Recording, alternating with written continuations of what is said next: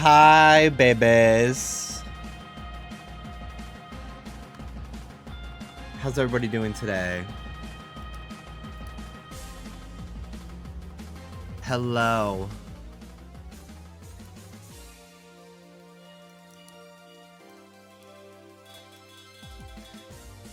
Happy Saturday, everyone. Good to see ya. Good to see ya. Hello. Puppy Surprise, how's it going? Jargon. It's fully not Saturday. Don't gaslight me, girl. Saturday. Happy Saturday! Help, I got you, girl. No fucking way. Hi, everyone. Hello, Alex. Hello, Nappin. Hello, Pickled Lennon. Orange Shy Guy. Zeph. Dawson. Hello. How's it going, everybody? I hope you're doing wonderful today. Lazy Saturday today. I'm doing a wonderful because it's Yowie Day. Wow. Have y'all tried the jalapeno ranch ruffles? They're so pussy. No. Are they new? I've never seen them at the store, but I also haven't been to a store in a minute because of the car. I don't think so. Yeah, I've never seen them. I love the Flamin' Hot cheddar sour cream. That's my favorite. But I also like the regular cheddar sour cream. That's kind of my go-to chip typically. And I have some still. We bought like a variety pack of chips at Costco for the beach, and ooh, it's just been so good. I've been eating the chips. I've been really into having ice cream cones as like a after dinner snack. I have little ice cream cones, and I have an ice cream scooper, and I have been getting Kroger. Ralph's is a grocery store here in LA. It's owned by Kroger, and it's Kroger brand, orange and vanilla. Bitch, it's so fucking good. I just take 2 little scoops, put it on the cone, and I lick away, baby. And it's just, it's fun, nice little treat. And putting it on a cone like makes it feel like a little special like experience. Dallas is like, how come you can eat ice cream at night and like not get like at fat like I do? And I was like, well, I'm essentially having 2 spoonfuls very slowly, and you are having like a quart covered in magic chocolate shell, and I'm not complaining. Don't get me wrong, I love the chub on him. But he was wondering, he was like, how come? And I'm like, well, it's the quantity, darling. I just don't like sweet like that much.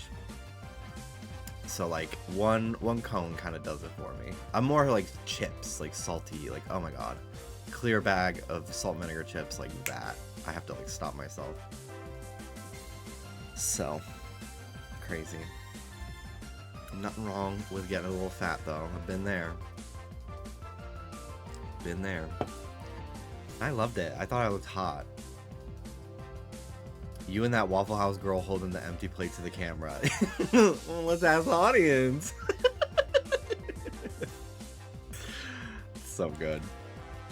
Hi, Huntober. Lana Del Rey. She hit her vape, held the plate to the camera, and said, "You've been cutting up?" Yeah, today was a lazy day today.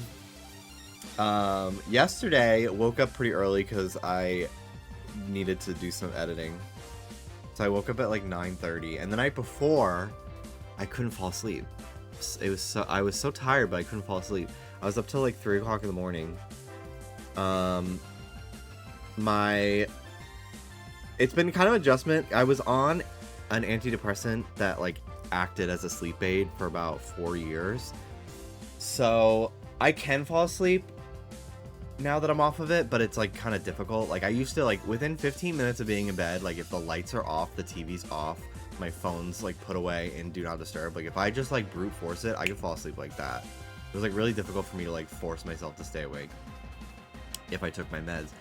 But I've been weaning off. I weaned off of those medications, and it was kind of tough. June and July, I was not eating a lot because I was just nauseous all the time and just like anxious from like weaning off the medication, which sucked. But I'm doing great now. We went up on my Lexapro to kind of balance out the increase in anxiety from going down on the mirtazapine, and that was a great decision. So I'm just on Lexapro now, and it's doing great for me actually. But my psychiatrist was like, well, if you like really like can't fall asleep, here's like a similar medication that's not like, it's just a regular like antihistamine that can help you fall asleep, and it's not as like, you don't get as much withdrawals like the actual like antidepressant that I was taking. So I have that as like a break glass in case of emergency. Like I have a flight in the morning and I cannot fucking sleep kind of vibe, or like I have to work tomorrow. So I took one on Thursday and I finally fell asleep. Also, my arm was hurting because I was just doing a lot of editing and then also arm exercises. So my forearm was kind of achy. And I was just not, I like waited like 3 hours before finally taking an Advil. I don't know why I do this. Like, I feel like that's a common experience. It's like, just take the Tylenol, girl. Just fucking take it. Like, I don't know why I'm like that, but I'm just like, it'll just go away. Like, I don't need to take it. I have nothing against medication. Like, I take so many things, but I think it was just kind of like, I don't want to get out of bed and like go take it and then come back to bed. And It's stupid. But anyway, but yeah, so I didn't really get a lot of sleep on like Thursday going into Friday yesterday. So I woke up pretty early to work, and then we went to the gym. And when we came back to the gym, like I literally like I could not speak. I was so just like tired. So I like tried to sleep on the couch, but like I didn't turn off any of the lights before I got comfy, and it was bright as fuck in there from like the window, and it was like hot because I had 2 blankets on me, and then Soda laying on me, and then Ruby laying on my leg. I was just like, this is terrible. I'm just like not. All I had that morning, all I had for food that day was coffee, and I think we had Chick-fil-A yesterday. So I just had like a ton of stress. Like I didn't have actual like nutrients in my body. I just felt like absolute dog shit. So finally around like I wanted to stream yesterday, but I literally felt fatigued from the week, because I also I was up like Oscar was out of town for a few days for Comic-Con for his other job. So normally I just edit and I send it over, but I also had to like come up with title and description and do thumbnails, which is fine. Like I'm totally fine with doing that. It just adds like another like, you know, hour to my workload. So I did have a couple like later nights than usual, a few days in a row doing like all the podcast stuff. So I think I just like was so like, oh my god, like I had a busy couple days. So I just decided to take the day off and just like rot on the couch, and then I like frantically made vegetables, because I was just like, well, I probably feel like shit because like I don't remember the last time I had a vegetable, because we kind of fell off on having our bean salad because it's a lot of like raw ingredients, and I'm just terrified of raw vegetables right now. So I haven't made bean salad in a minute, although I think it's just lettuce, and we don't use lettuce in it, but we use like raw onion, raw bell pepper, and I don't know where they're coming from. So yeah, maybe I'll head to like a local farmer's market and get my produce that way and just like freeze a bunch of it. I don't know. Although the Cyclospora is not really affecting like California, I've noticed. But never too safe to be sorry, you know? But yeah, so I just like haven't been having like, I feel like I haven't been getting like the nutrients I need to fucking live. So I just was like, I let me make like a quick little meal. And I have Bob Evans instant mashed potatoes, which I grew up on. Having a single father who works until like 7 or 8 p.m. most nights, like we got very comfortable with rotisserie chicken, a can of peas and carrots, and Bob Evans mashed potatoes. Sometimes with gravy, sometimes not. Like a jar of store-bought gravy. And that was like, that's safety, bitch. Like that is a meal that got me through my life. So I kind of like did that. I got the Bob Evans mashed potatoes just to have in the fridge just in case I needed them. I got a jar of gravy. I have dinosaur chicken nuggets that I heated up in the air fryer, and then I oven roasted a whole sheet of Brussels sprouts and broccoli, frozen Brussels sprouts and broccoli. And before I threw them in the oven, I just put them in a bowl and I like tossed them in Italian dressing. Oh my god. They turned out so good. And I left them in there 425 for 45 minutes, and they were like soft but like a little crisp around like the skin, like the outer part. I think it was from like the dressing kind of crusting. Oh my god, it was so fucking good. I was like, yes. So I had so much just like, I had vegetables, and then, wow, shocker, I fucking, within 30 minutes, felt better. And we watched Toy Story 2, because we were talking about it the other day. And we were like, oh, well, let's just watch it. Like, we haven't watched it in a while. Because we saw 5, and Dallas is like, I never saw 4. 2 is my favorite. And I'm like, I didn't really watch 2 a lot growing up, because we had 1 on VHS. And I think I like didn't even ever see 2 until it would like air on ABC Family sometimes, or like sometimes Disney Channel, and I watched it like once or twice. Like I knew who Jessie was, and like stuff from that movie, but like was not as familiar as I am with like the first Toy Story, because I just didn't have it, you know. So We watched that. It was great. I honestly think it's the best Toy Story movie. Didn't even bother with 5. 5 was definitely better than 4.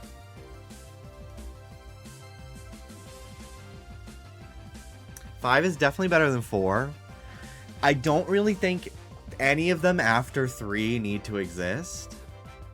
But I thought 5 felt like it made sense to be created more than 4. I'm obsessed with Bob Evans, by the way. I didn't know until I moved to Florida that, like, Bob Evans is, like, a restaurant. I thought it was just, like, kind of like Country Crock, like, one of those just, like, store frozen brands. Because I grew up eating their mashed potatoes, and occasionally their mac and cheese, but we usually would get Country Crock mac and cheese, which, oh my god, does Country Crock even exist anymore? Because I was kind of craving that, and I couldn't find them on Instacart. Country Crock. Yeah, they still exist. They make mostly their butter. Still.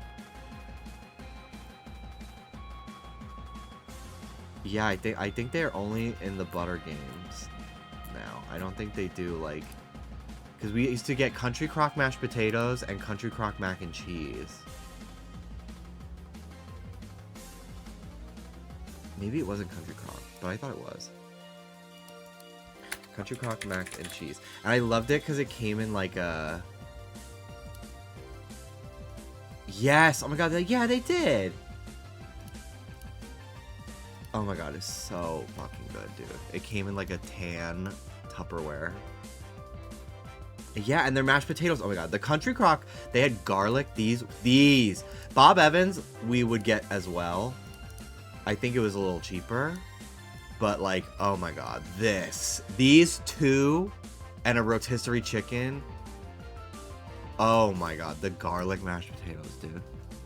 Yeah, I don't know if they make this anymore. I think they just do... Oh, it's just not called Country Crock anymore. It's just Hormel. It looks like. I don't know what HEB is, but looks like they're selling it there. Is that just a chain that I've never heard of? What is HEB? Yeah, it seems like it's a not anywhere I've lived. Yeah, Texas. Yeah, that makes sense. Kind of like Publix, which is like Florida only. Interesting. But yeah, I didn't know Bob Evans is like they have like restaurants. There one in California? No. Mostly, let's see. Bob Evans restaurant locations. 400 restaurant locations across 18 US states. That's crazy. Yeah. There's like none in like the New York area where I grew up, but there's a lot in the Midwest and Florida. Oh no, that's not the Midwest. What's the Midwest?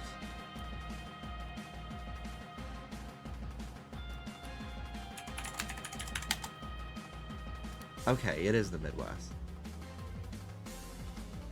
It's not very west. Honestly, the Midwest is not very west. It's like actually just mid.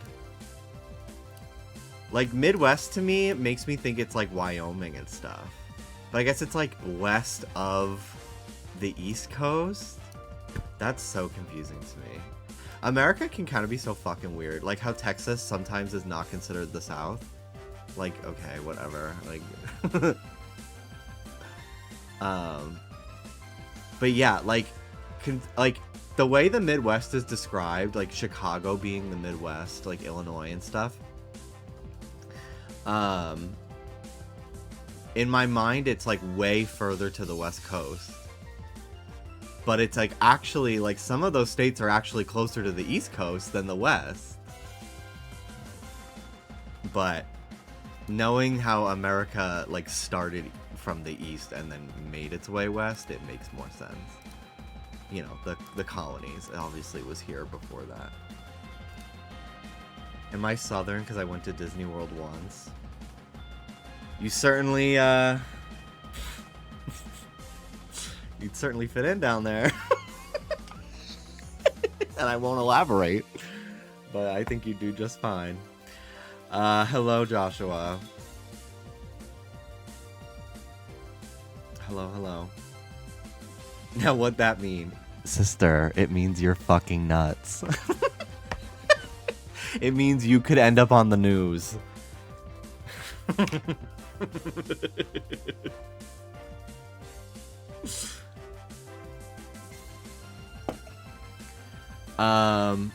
Yeah, it's west of the east because east is the default and the standard, as it should be. I'm a little biased too, even though I'm on the west now. But yeah, Bob Evans, dude, it was so good. So good last night. I really enjoyed it. And I have plenty of leftovers, so I'll probably make a little plate. I had a frozen dinner tonight, and I hated it. I don't even remember what I got. It was like some... It was like 33 grams of protein, which was nice, but... Also, guys. Look. I screenshotted it on every device. Pink Panthers liked my tweet about her. And I fucking typoed in it, and she still liked it. Isn't that amazing?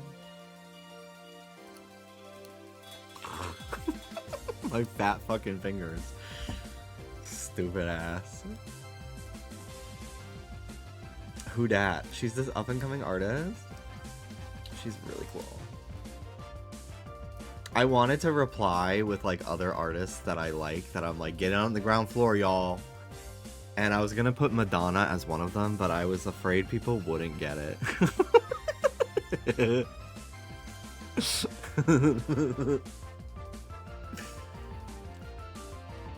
Jimmy, I watched Trisha's episode of Hacks today. It was a top 3 episode for me. So funny. I need to watch Hacks. We've been...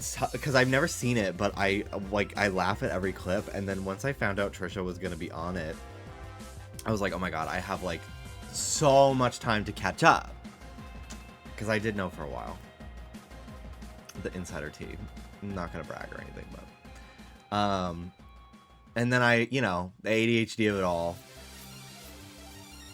Never got into it, and I need to because I love like everyone on it, and also Paul W. Downs, who was like one of the writers on it with his wife. He was also a writer and actor on Broad City, and I fucking love Broad City, so I gotta watch it. Bitch, you're 22. It's really rude. I need to find that clip. It's so good. It's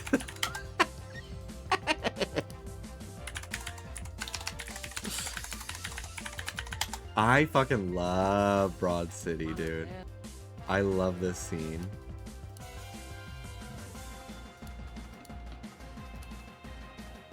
Anna, there.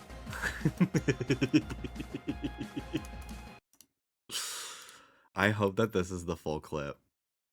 I did not vet this before I watched it, so we'll see.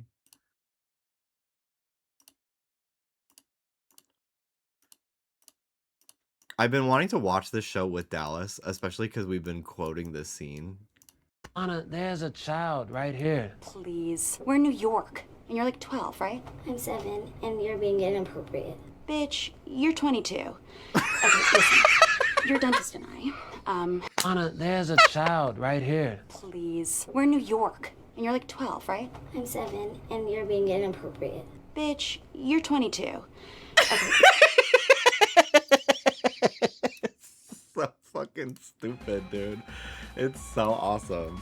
So yeah, I need to watch because Michael texted me like 2 days ago. He goes, Trisha's in Hacks? I just watched her fall down a mountain. I was like, yes. Well, yes. But yeah, I've seen a bunch of clips of Hacks and they always crack me up. And then they always talk about, obviously, they talk about Hacks on the podcast.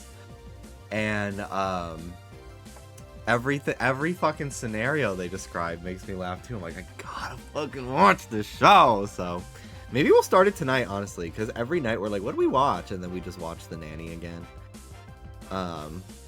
Which is great, but you know, broaden the horizons a little bit. It's just easy to just put on something you know is gonna deliver. It's tough for me to get into new things, also. It's very difficult. Like, there's so much... I, like, the list of media to consume is really crazy, dude.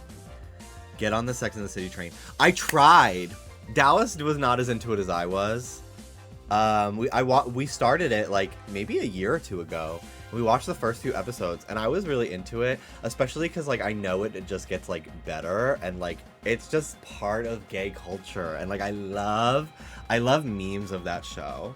Like, get it while it's hot, and then, like, her standing at the fucking door in, like, the magician's outfit. Like, I love, nobody has fun anymore. I'm so bored I could die. Like, I love the, like, clips and, like, the memes that stem from that show in gay culture. Like, I need to get into it, so I gotta do it. Women light up the world, that's why it's called Broad Daylight. Oh, very true. Broad in the city. I'm in a local VGC Discord now, and someone said fuck, and another person said the language was unnecessary, and there's at least one kid in the server. My reaction was very crude until I remembered Pokemon is indeed a children's game. Yes. Yes, it is. At the end of the day, yes. Very true. Very, very true. What else were we talking about? We were talking about food more. I talked about the country car. Oh! Every fucking day I mourn Boston Market. Every fucking day. Their website is up? No way. Are they coming back?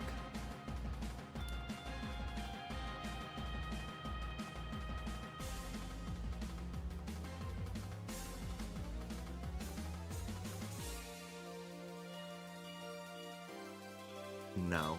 The last Boston Market in Massachusetts has closed.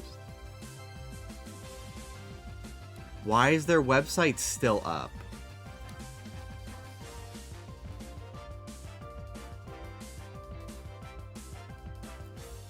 When my dad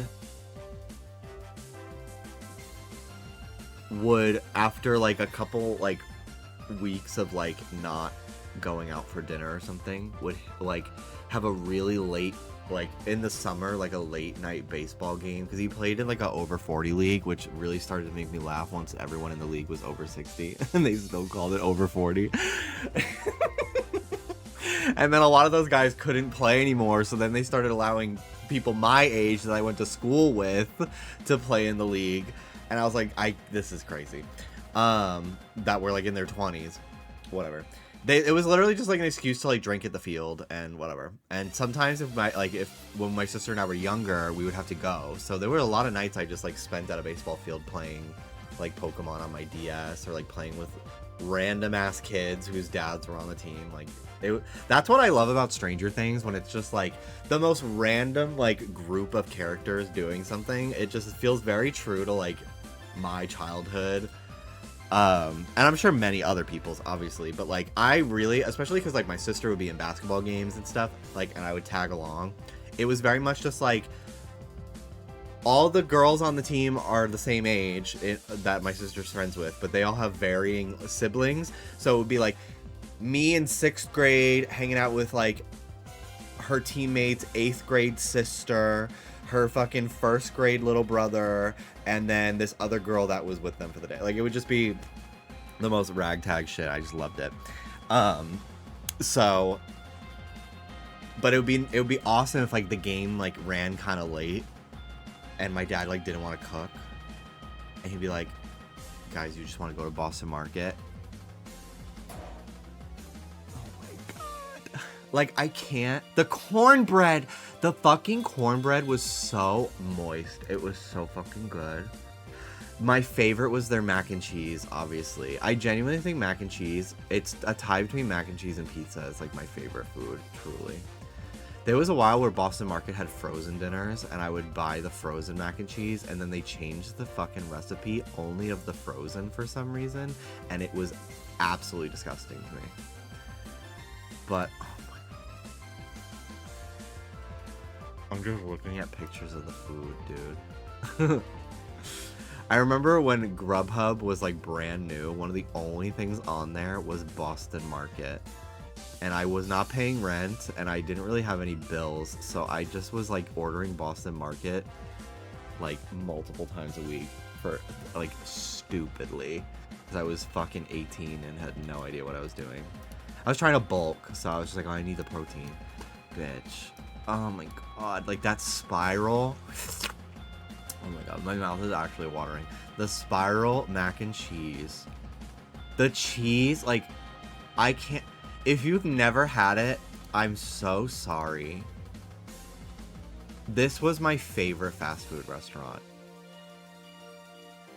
Because it was, like, elevated. Like, it was, like, the rotisserie chickens, like, that. It really was, like, clean food to me. It didn't feel like you were eating slop, you know? Are there any Boston Markets still left? Very small number of Boston Market locations are still left. Okay. From 3 months ago. Okay, the last one in Massachusetts is gone. There's one in Texas. This person went 10 days ago. No air conditioning. Food didn't look good.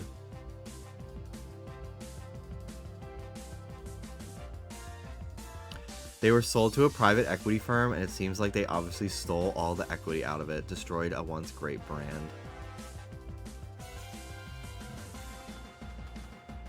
Ugh. It was always so, like, nice in there, too. I remember one of the last times I got to go to Boston Market was, like, 2022. And most of them in our area had closed, so we found, like, a random-ass one. And it was honestly kind of a shithole in that one. It was in a weird-ass spot, like next to a gas station on a side road with, like, no parking. They were playing Conan Gray on the radio. I remember being like, oh my god, they're playing Conan.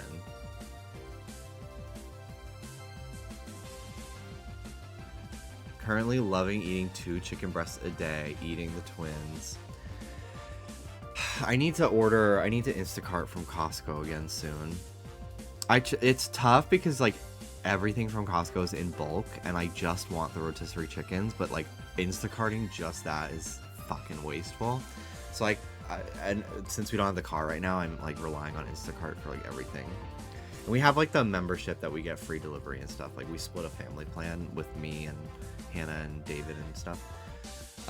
So, like, it's, like, working out, but, like, I love the feeling of just, like, going to the store, because, like, sometimes I'll find stuff I didn't know I wanted. I don't know. It's a way to be amongst the people. But we haven't been able to go to Costco in a minute because of the car being gone. And they are on Instacart, but, like, you gotta buy everything in bulk. So I'm like, I'm only gonna get the rotisserie chickens if I also, like, we need paper towels or toilet paper, like, other things to make it feel worth it. Otherwise, I'm just asking someone to go pick up chicken for me, which just feels weird if it's not among a bunch of stuff. But yeah, I love a rotisserie chicken. Especially Boston Markets. They were so seasoned. I don't really like the rotisserie chickens from Ralph's. They're, like, almost, like, too moist to feel like they feel like mush, and they don't season them enough. They're not as good as Costco's, so I don't like to get them from there. Girl, what's up? What's up, Diva?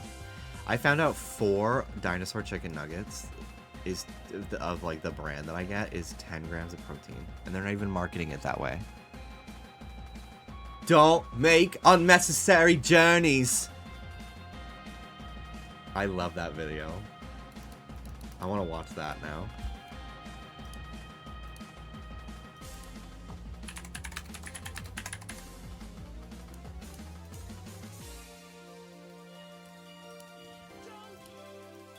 This is such a fucking good video.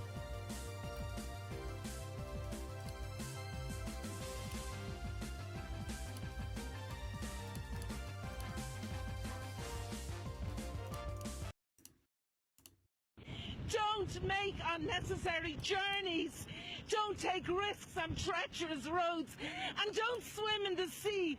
Incredibly, people... And don't swim in the sea. It's so good. It's so fucking good. All right, let's play some Pokemon. We've talked about cornbread and chicken enough today. It's so good though. Crumble cookie, I don't fuck with you, but if you made a cornbread cookie one week, I would swing by. I haven't had cornbread in so long.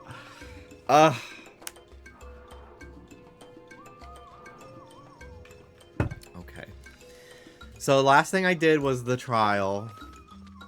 The totem. I think they do have a cornbread cookie. No fucking way. What's the menu this week? I think it changes on Monday. Flamin' lime. Flamin' hot on a cookie. Y'all, what are we fucking doing? This actually is fucking... Like, this to me... Oh, where'd it go? Dude. I, like, actually feel like we've lost the plot here. There's something so sinister to me about Crumble nowadays for some reason. I think once I found out it's a Mormon brand, I don't care if the CEO is gay. He's a gay Mormon, and I think he's conservative based on things people looked up about him. I don't know. It's like, it's starting to feel very like... I'm getting a rash. From thinking about this. It's starting to just feel like this is, the food is giving AI generated. Wild cherry blue raz slushy cookie. This is the type of shit Hannah sends a screenshot of in the group chat with like the eyes emoji hinting that she wants to go get it as a group. She loves this fucking like firecracker like ice pop flavor. They had it at Buffalo Wild Wings as like a mixed drink, and when they had that, she fucking sent that in the group chat too, and then she drank it. She didn't like it. And so now I just think of her when I like see these like ice pop looking. But yeah, it does look like the Fire Emblem character. Okay, honey bun. That looks like it got fucking tributed, dude. This is crazy. Ew! Berry limeade cookie feet nerds gummy clusters. Oh my god. Oh, she's gray. Dude. Snickers peanut butter cookie. Okay. Like, I always look at these and I'm like, I would just eat the cookie part. Like, I don't need the shit on top of it. Hershey's cookies and cream. S'mores cookie thins. And then they just have like their go-tos. Pink sugar. Yeah, I would not fuck with the bullshit ones.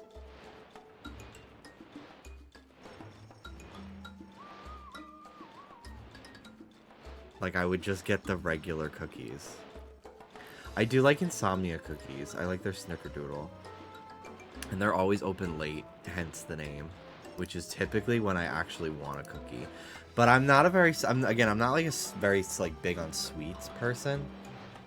I have to like really be craving it. So Hershey's got to be the worst thing I ever tasted. It's not good. It's not fucking good. And they fucked up Reese's Cups too. And they're going back to... They like changed it from using like chocolate to like oil and powder or something like that, and they just taste horrific. I'm not a big fan of like, I think it's only in like the mini Reese's. I don't know if the big cups they changed, but I've noticed the difference and I'm not a fan. But the creator of Reese's child was like, you fucked up my dad's recipe, change it back. And then the public was like, oh my god, they did? Yeah, change it back. They suck now. Because they were trying to cut costs. And so in 2027, they will be returning to the classic Reese's. So we have that to look forward to, I guess. Love me a Dunkin'. I haven't had Dunkin' in a minute. Oh no, we had it like a week ago, actually. When we went to the beach. We all stopped by Dunkin'. I do like Dunkin'. I do. Sometimes it's Dunkin' dishwater, I will say. But our local Dunkin', they're great. They're very great at making the drinks. And we ordered a donut, but then they forgot it, so I went back inside and they gave me an extra donut. But I forgot to eat it. I put it in the cooler to eat at the beach, and then I don't know what happened to it. I'm a little fruitcake, so I love their matchas. I don't think I've actually had matcha as like a beverage, but I do like matcha flavored things. Like I've had matcha flavored like ice cream, like vanilla matcha twist. I really like that. They gave you an extra for nothing. I know, I squandered it. I will not squabble the next opportunity, I promise you. As you travel around the islands of Alola, you'll find captain's barricades here and there. These barricades help mark areas where particularly strong Pokemon can be found. Anyone can pass through them, of course, if they are escorted by a strong trainer. Those attempting the island challenge can pass the barricades as long as they clear the trials. Are you ready? Then behold the power of a captain.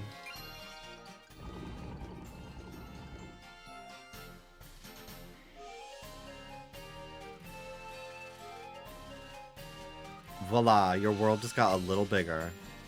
I'm the only captain here on Melee Melee Island, meaning my trial is the only one here. Now that you've cleared the trial, please inform Island Kahuna Hala. Hello, Kukui. Hi.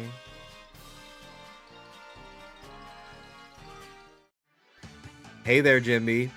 Looking at that expression on Elima's face, I'd say you cleared your first trial. Guess we better give you a little reward. Time to learn about Z-Power. Okay.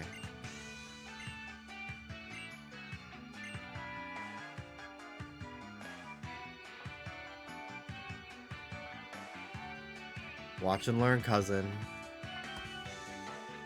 Okay. Are you going to play Splatoon Raiders? I have. Probably not today, but I have many times now. Those VODs should be going up soon. If not, they're already up.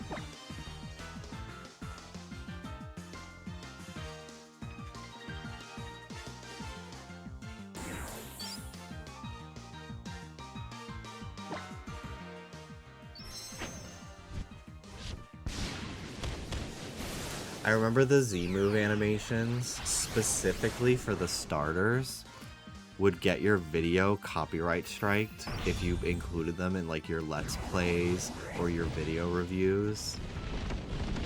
I don't think people understand the trenches we were in between 2013 and 2018 creating like Nintendo content on YouTube. They were so fucking weird. I remember the day that like they started doing that. I was in Ocean City, Maryland on a trip with my family, and my like Skype group chat was going fucking crazy because every like I had a lot of YouTuber like Nintendo YouTuber like friends, like gaming friends and stuff, and they're all like, oh my god, Nintendo just like claimed like 15 of my videos. Like it was, I actually never got hit for some reason, and it was mostly like Let's Plays that were getting hit, like gameplay videos. But you'd still have to be very careful with like highly edited reviews. But it was like, it was just so crazy too, like ethically. Like, what the fuck do you mean you're monetizing my review of your product? Like, it was such a weird time. And I remember like having some correspondence too at a certain point with like some people that worked in like the American side of Nintendo, and they were like, it's all the Japanese branch. Like, we're constantly telling them, like, you can't be doing this, and they don't care. Like it all, and like if you, and a lot of the claims too, it would always be from like Nintendo Japan. It was never really Nintendo of America issuing the claims. Because I thought it was so weird, because Nintendo of America, like, they worked with me a lot and like other YouTubers. Like they were very like, they were really trying to reach out to like influencers, and like at the time that wasn't even the word, but it's what it is now. But they were like really trying to work with people. So they would like give people review codes and be like, hey, can you cover our game? And then like Nintendo of Japan would then fucking strike the video Nintendo of America asked them to make. And it was just so like, it was so annoying. And I remember the day, and then they like tried to pivot and be like, well, if you want, you can join our like our MCN, our multi-channel network. Like you join like the Nintendo partner program where you can like split the revenue of your videos with us. And like that was crazy, and it blew my mind that there were people that actually like signed up for that. I was like, what are we doing? And then like during COVID, I think like right before Animal Crossing, I feel like they finally were like, hey, yeah, we're not doing that anymore. Sorry, all you can just post now. We don't care anymore. And thank God. Like I honestly feel like the Switch era only benefited from that going forward. Because I remember it was even like, I remember being even nervous when I was like I was working on a video for Splatoon 2 that I never ended up making because I wanted to kill myself. Sorry. I had one for Breath of the Wild as well. Oh well. But I remember being really nervous about like, it was stressing me out so much about how like I would have to edit the video to not get claimed and then like just not make any fucking money after 3 weeks of work on my video that like you're asking me to make. Like it was just crazy. It was very crazy. But they seem to be really great now, and Nintendo was always very sweet to me, and I was really impressed that and appreciative that they kept working with me, and like arguably started working with me more after I came out. I thought that was very cool, especially 10 years ago. The only reason why they stopped working with me was because I told them to. Because I was like, hey, you don't send me stuff anymore. I don't do YouTube anymore. I don't even know if I want to do the internet. So please send these to somebody else. Thank you. Thank you for your time. But yeah, I kind of didn't like the pressure anyway of like every single, like, I remember they sent me a code for like Puzzle and Dragons X Super Mario Bros. Or whatever. It's like a cute little puzzle game. And then like a couple weeks later, they're like, hey, where's the review on this? I'm like, no one is gonna watch this. I'm sorry. Like, no one's gonna watch that, dude. I'm not gonna fucking make a video about this. Now, in the age of TikTok, like, that's a little different. Like, I could absolutely be like, hey, thank you to Nintendo for sending me this game. It's actually really fun. Here's like a minute of me talking about it. But like, you know, 2016 YouTube, where like, no. Yeah, I think I was like the only person that got sent Style Savvy, which is so fucking funny. Like, I didn't see anyone else post about it. And they like reached out to me specifically. That, like, to me, a shout out to Kelly, who now works, I don't want to say where she works, but I went somewhere and she was like, oh, and she was like, oh my God, like, you were just outside my office. And I was like, oh my God, no way. That's so cool. But there was a woman named Kelly that worked at their like brand management company. They're called like Golden Harris or something like that. And she fucking rules. She was always pushing me for stuff. She was like, I like this little gay boy. I don't care if he has 500,000 less subscribers than all the other people that we work with. He's getting the code. He's getting it. So shout out Kelly if you're out there. Love you, diva. When she stopped working with Nintendo, that was kind of where I was just like, well, like one of my main connections isn't even working there anyway. Like, I didn't get Mario Odyssey. Although, actually, I think I told them, right before Odyssey, I think that was when I was like, you can stop sending me stuff. It's okay. I think Splatoon 2 was the last thing I got, because I didn't cover it, and I was like, I'm sorry, like, I'm not doing great, so I just don't anymore, please, thank you.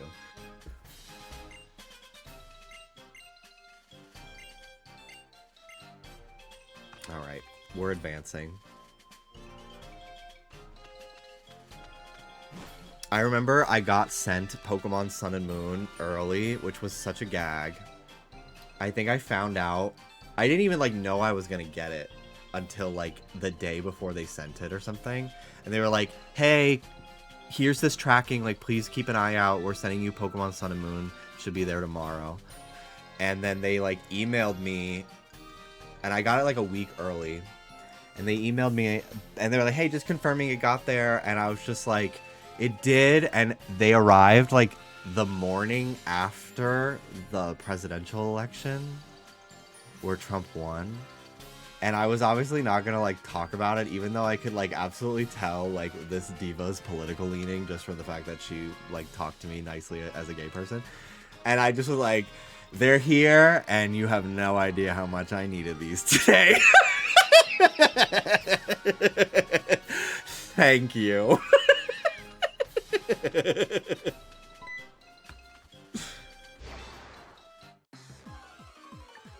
Hello, Skylian. Yeah, new reason to live till tomorrow.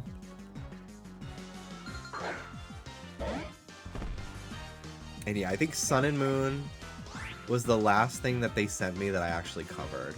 Because they sent me, I did Nintendo Minute, and I didn't get paid for it, but they, like, paid for my flight and hotel, and I was like, I'll do it just for the connection. Like, I'll do it just for the opportunity to be like, yeah, I'm on Nintendo's YouTube channel. I'm making, like, connections with, like, the company. And I didn't talk to Kit very much that day, but I did spend most of the day with Krista. And my friend Kate, who was the Nintendo Twitter manager up until, like, I think right around the, like, Switch launch. Because she was there... She was there the night of the Switch launch in New York City, and I went down. But yeah, anyway, so, like, I flew out to their, like, San Francisco offices, which are not actually in San Francisco, but that was the airport I flew to. I was there for 23 hours, and we filmed Nintendo Minute,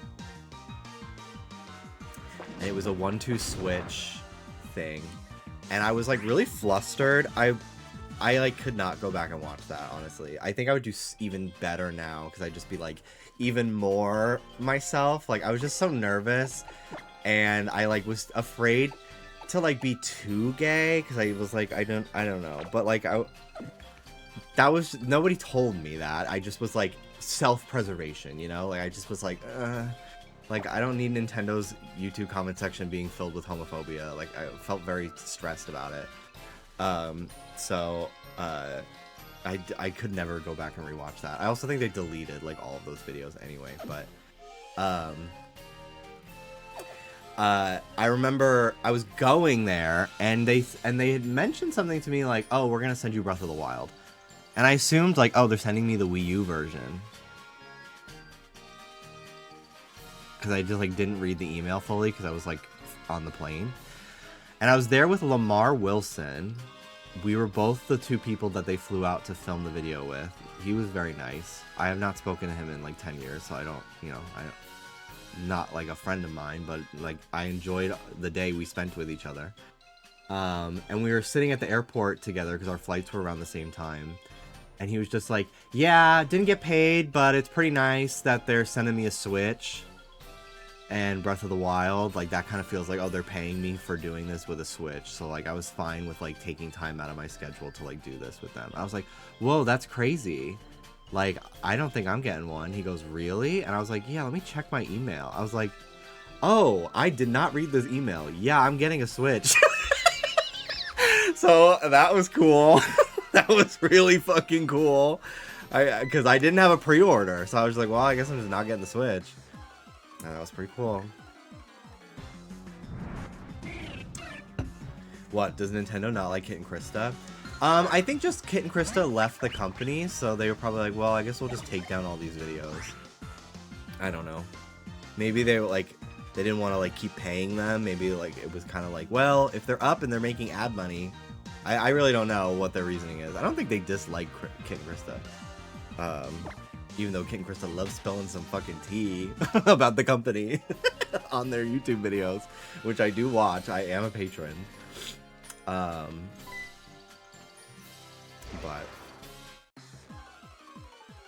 but yeah, I had no idea I was getting a Switch for it, but it was very nice to see.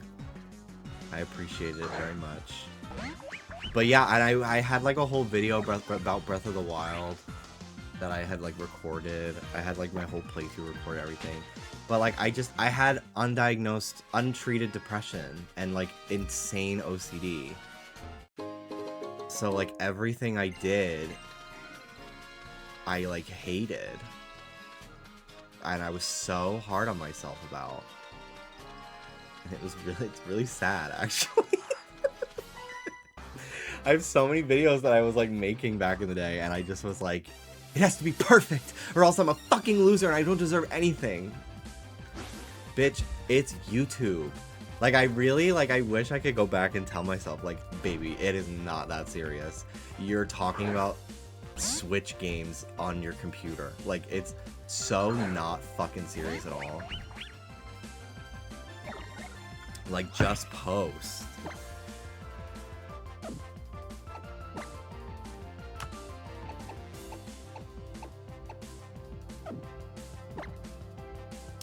Alright, we'll use disarming voice.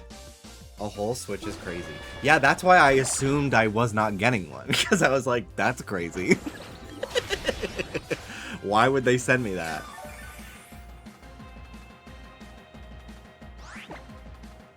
Because they had never sent me a console before. Except for, actually, this 3DS. They did send me. Because... So I did these events where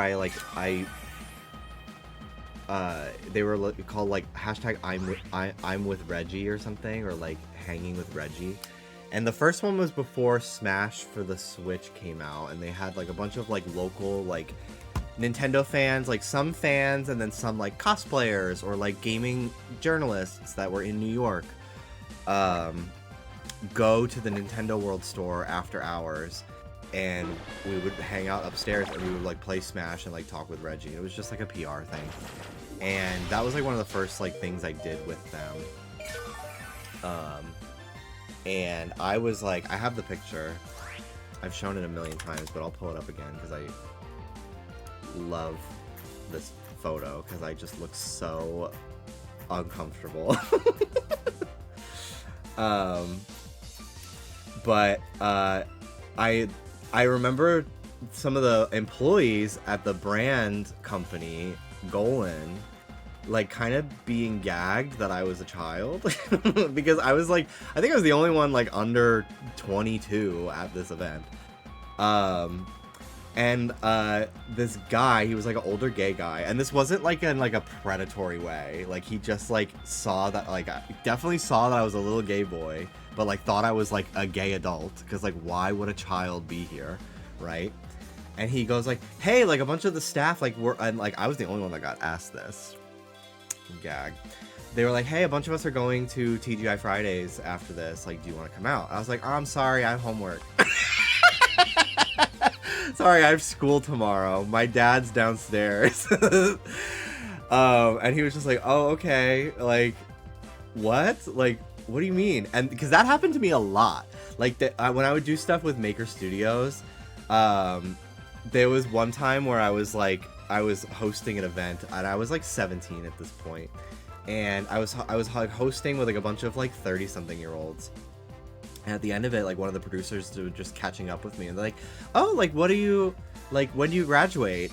I was like, oh, I graduate in like 2 months. And then one of the people I was on the panel with was like, oh, what are you majoring? I was like, no, high school.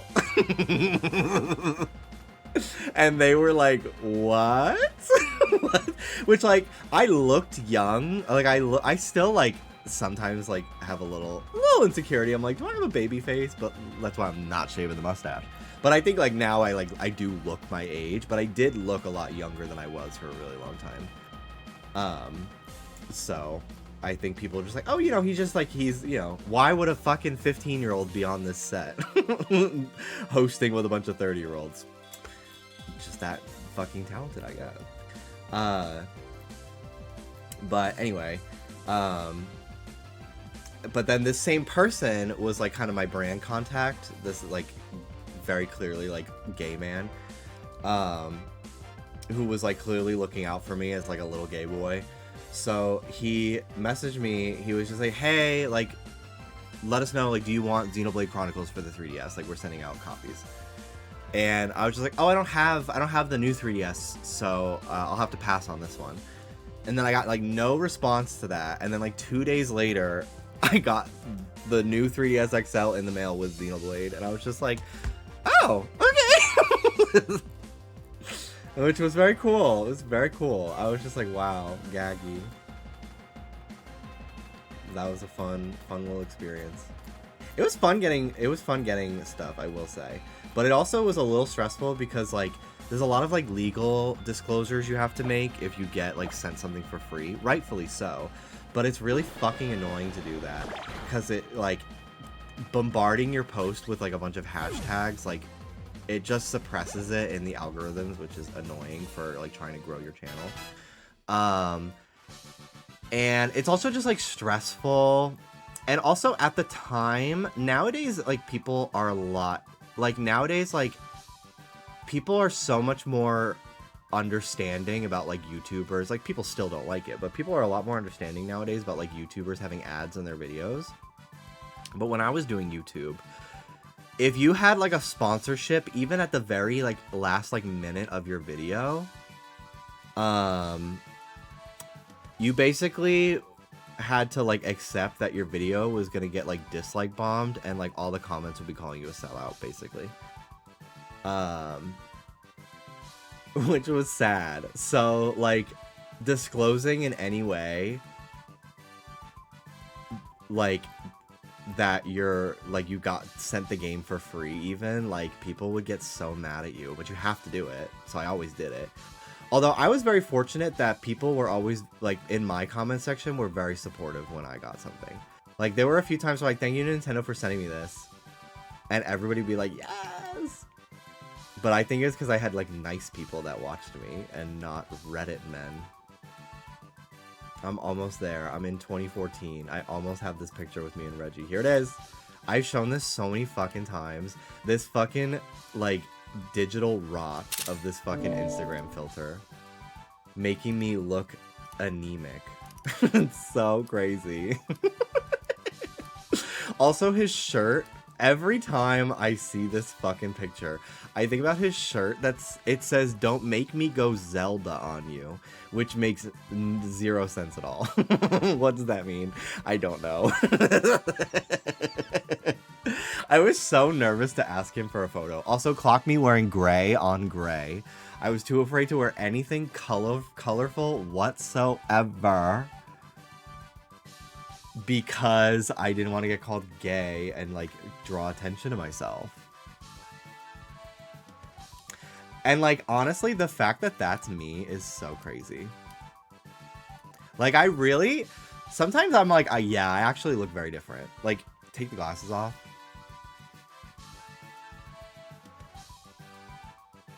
Like even my nose, like I feel like my nose is bigger now than when I was a child.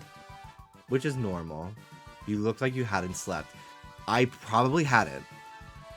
I was actively being child abused during this entire period of my life. From the ages of 13 to 18. I was being abused by my stepmother, so yeah, I wasn't sleeping very well. My life was horrible. So, yeah.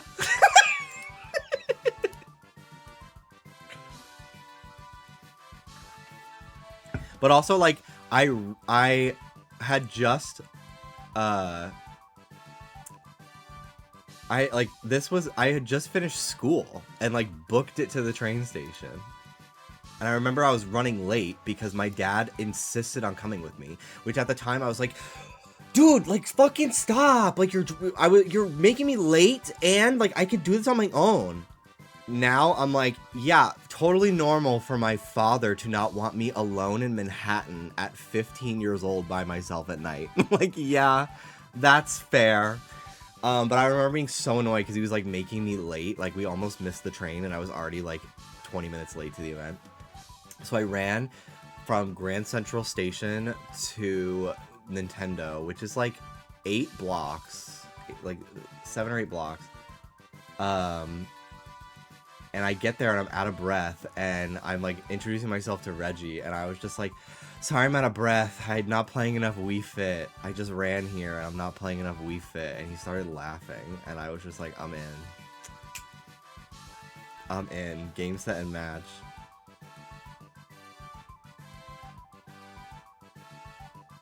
You ate that. I fucking did.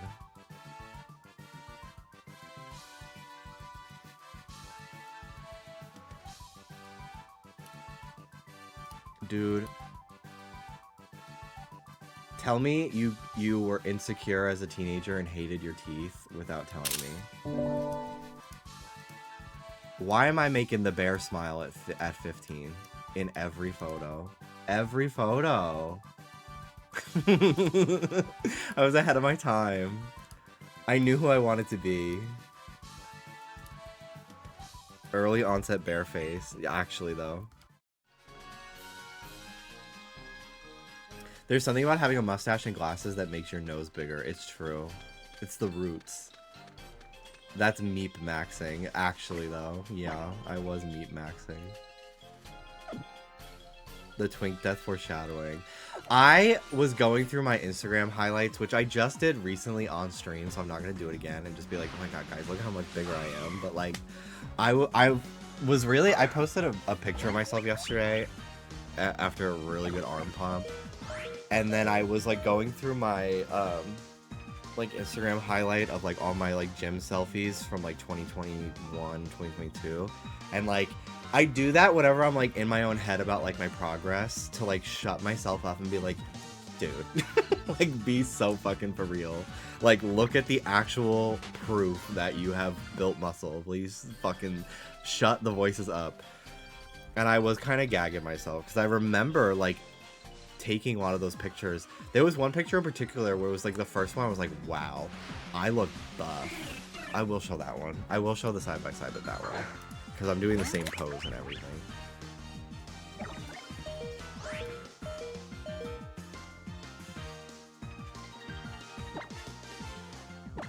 I'm trying to get Bayleaf to evolve. Let me just do it on my phone. It's probably faster. Instagram's so laggy on desktop. It's a joke.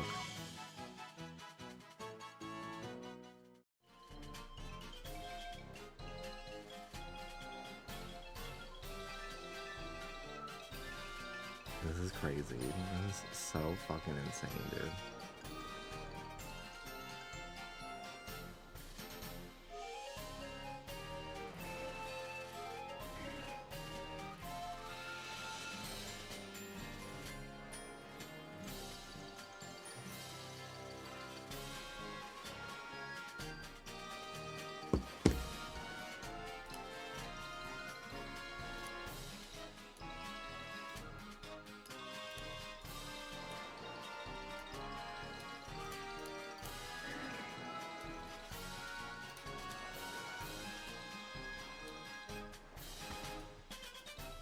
July of 2022. This is like basically 4 years apart officially. Oh, that's the same picture. This picture, I remember thinking, wow, like I'm really seeing progress. And then this was yesterday. I love that tank top too. I don't know what happened to it.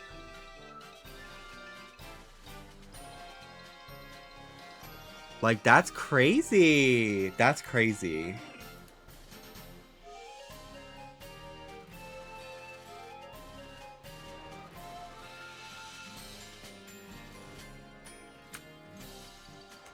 I am very proud of myself.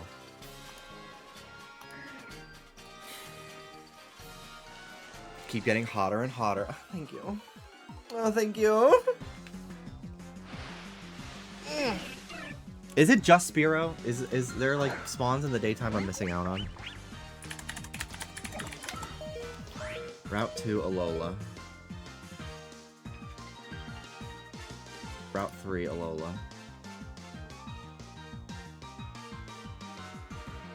Okay, so there's supposed to be... Oh, this is Ultra?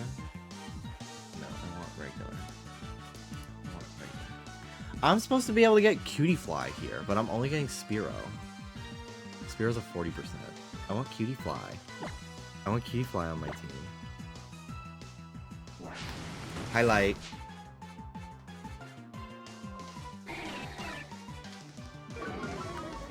How you doing?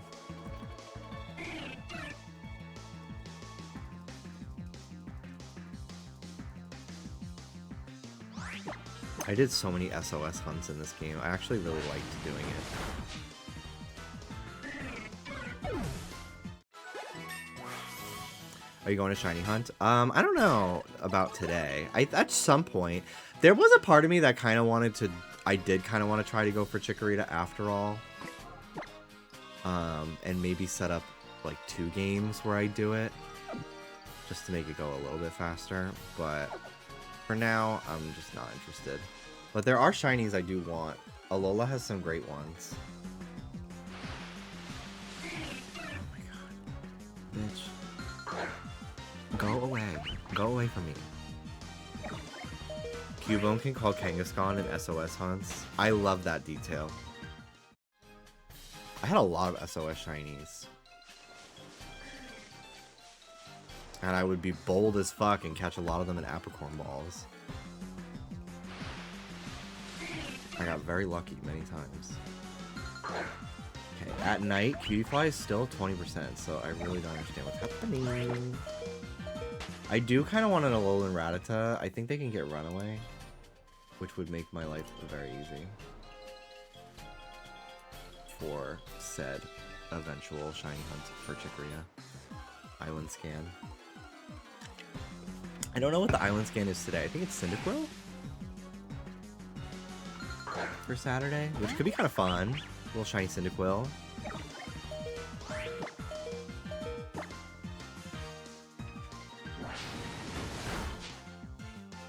Oh, killed it. Okay, that's fine. Well, we get Bayleaf now. That's nice.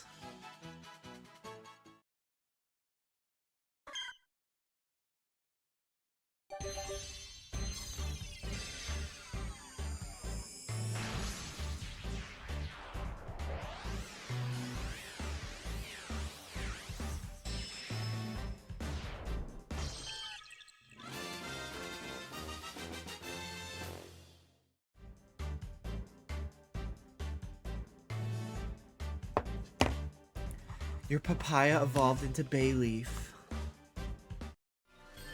Yay.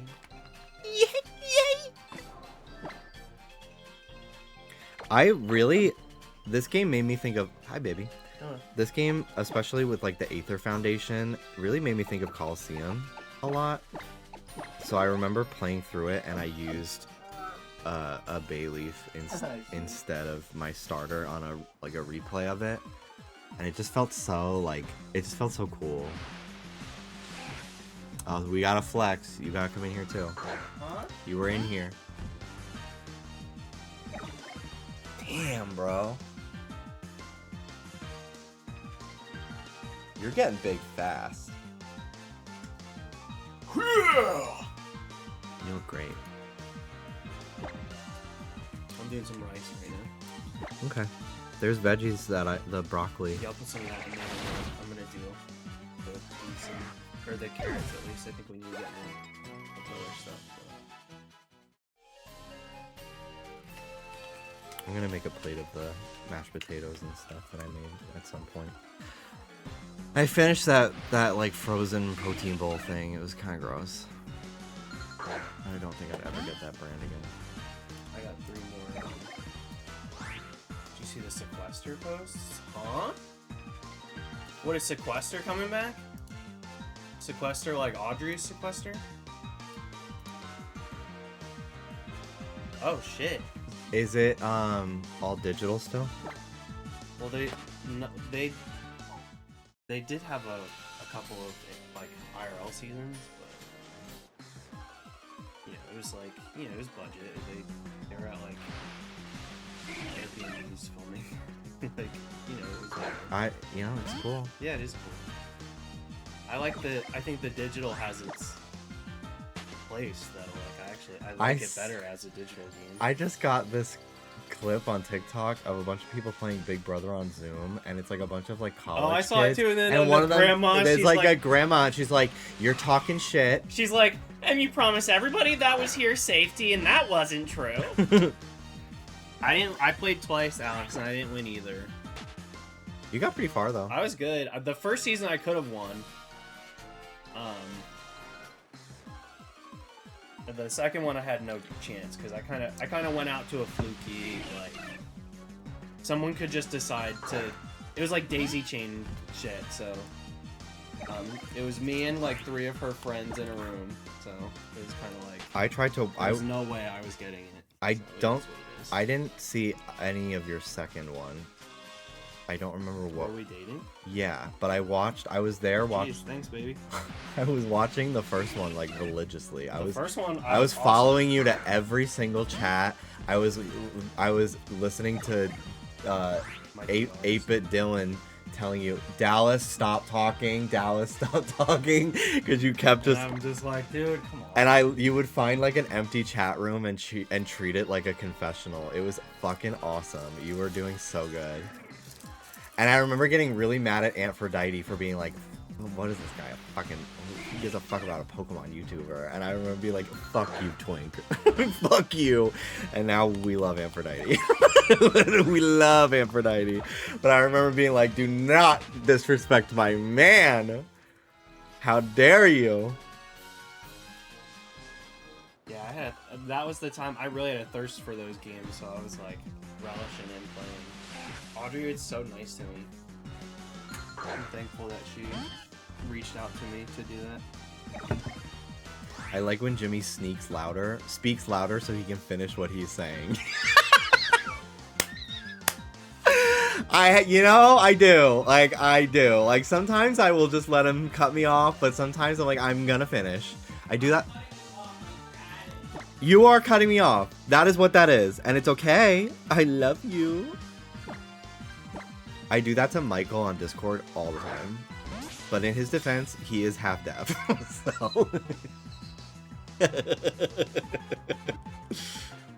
So he might just literally not know that I'm talking.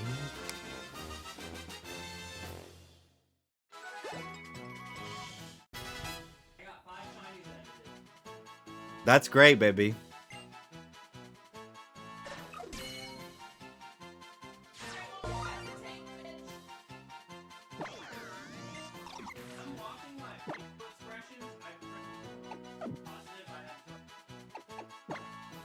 Okay. Gluttony. Okay, we gotta catch a different one. I need Runaway. I do a lot of like facial, like a little bit of like eye flicks and eyebrow shit when I'm talking. Yeah, he's like not trying to be silly, by the way. Like, this is Oh yeah, no, I'm being serious. This is a genuine, because he thinks his dad is undiagnosed with a lot of things. With a lot of things, Tourette's being one of them. No, I don't think my dad was. Oh, well. Okay. I was gonna just let that ride, but no, I don't think. For that, some reason, I thought we had no, that discussion. We did, maybe... but about other things. Tourette's is one of the things that in elementary school, it was like ADHD and Tourette's that I potentially had, and then I didn't get any support with being diagnosed. So. Yeah, I definitely didn't get any sort of like. Our parents' generation just like didn't. They're boomers, not Gen X, so like I just don't think they like paid attention in that way, in the same way. Like, I absolutely had things. Well, they were taught and they were like things could be cured through the church. Not well, like... more so your parents than mine, but yeah, I mean, they just like didn't think of things to that degree. Like, my parents would be like, yeah, Jimmy worries a lot. I have OCD. Thank you. Like, that's what that is. Yeah. Please, like, help me with this. Oh, does Alolan not get... Oh, no, it doesn't even get Runaway. Bye-bye. That's crazy. Okay, never mind. Alolan gets Gluttony and Hustle.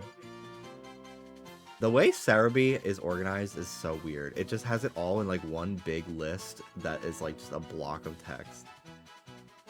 So I'm gonna take the L on that one, but it's not entirely my fault. Hey Diva, I called Not Loveline a few days ago, just like you said. I'm so excited. I told Callie to look for the call.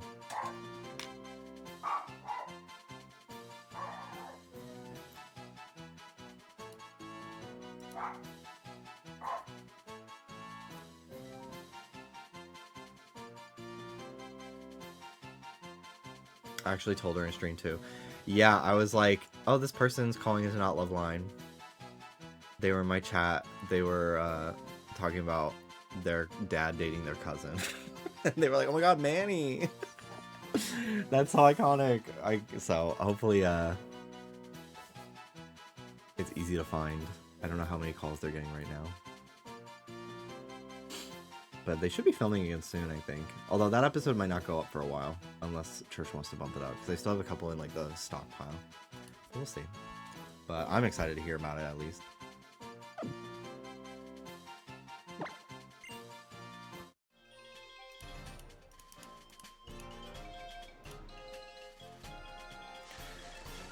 Please give me a cutie fly. Are they even in this area?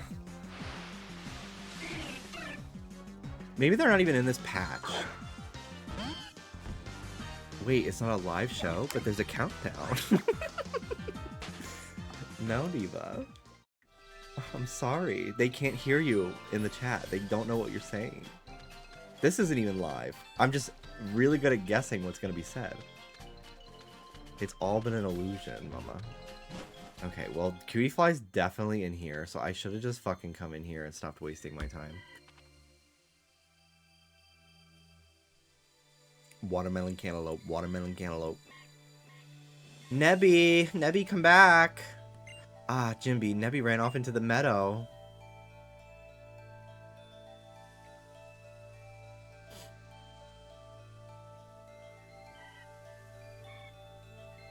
And right after it got into so much trouble on the bridge, what if a wild Pokemon attacks it? It doesn't have any moves it can use to battle.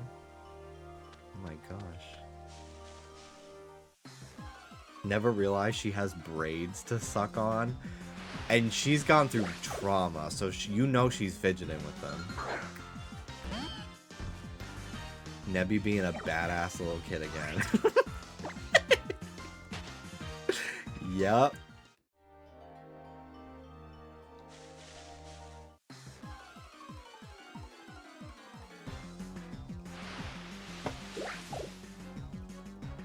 I love Cotton and Whimsicott. I've shiny hunted this Pokemon so many times in my life.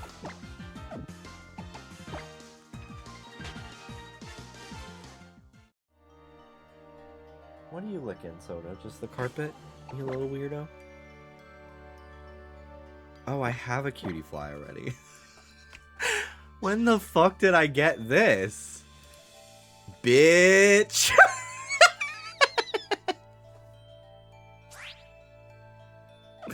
When the fuck did I get this? I guess last stream. Been looking for one.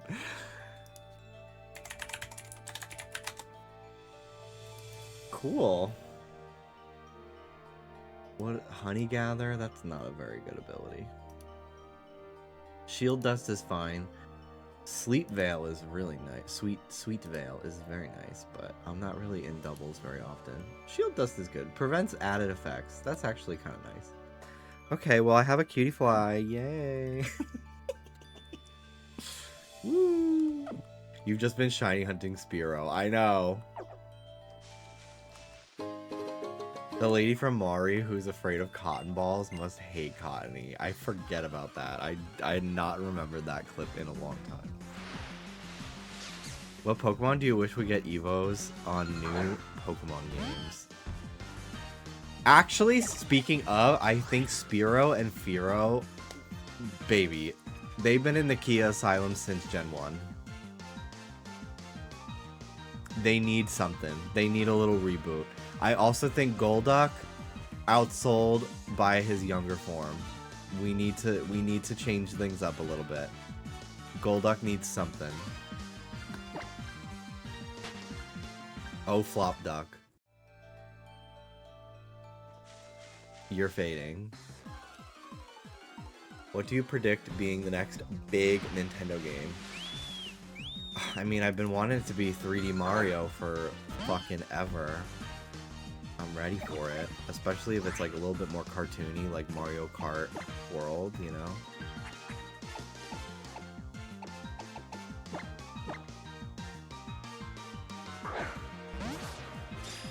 I don't want that. Say something else. I'd love Splatoon 4. I've been talking about that when I've been playing, whatever the fuck the thing is. Raiders. I'm just like, I'm ready. I'm ready for it. 3 didn't make waves for me the same way 2 did. Like, I liked it. Like, I think it's a good game, but like, I'm ready to move on. I'm ready. I'm just move over it. I'm a little over the aesthetic of like everything's gone to shit visually. Ready for new idols. Ready to move on. Girl, you've been. I have been moved on, actually. I didn't even know they did a Splatfest for Raiders. What was it? What was the Splatfest? Would you rather be lost at sea, dead, or in space? Oh, it was which tank? Okay. Hi, Soda Boy. You guys want to see Baby Boy? Hi. Hi, buddy. Hello. Hi.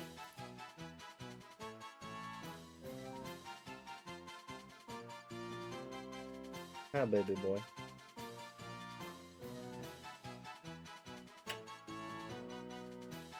Hello. I thought he had a pimple on his winky, but no, it's a freckle. Hi, little guy. What's up, buddy? You just want to be held? You just want to be held?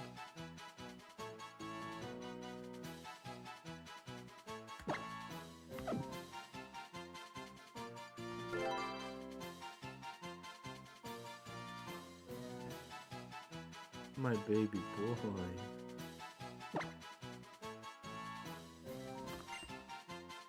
Hi. Hi. We were watching Toy Story 2 last night. Not only was he barking at Andy's dog, which like that I kind of understood because it like looks realistic enough, and also was like they were playing like real dog bark sound effects. But then he also was barking at Bullseye and the Slinky dog. It's like, and at first I was like, dude, you are an idiot. They're cartoons. And then Dallas is like, but isn't it amazing that he can still tell that they're dogs? And I was just like, oh, actually, he's really smart. Oh, buddy, you're really smart, actually. You are smart. Yeah, you're smart, actually, bud. You could tell that they are dogs, just like you, even though they're cartoons. Oh, thanks, bud. You're a good boy. You're a good boy, baby. Buddy.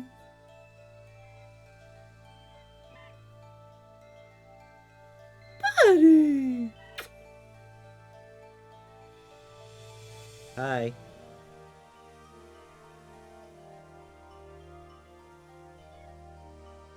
Okay, I'm gonna put you on the ground now. Alright, bud. There you go. How's Big Brother? Ugh. Fuck that fuck-ass show, dude. Fuck it. I'm over it. I'm actually so fucking over it. I'm not watching it anymore.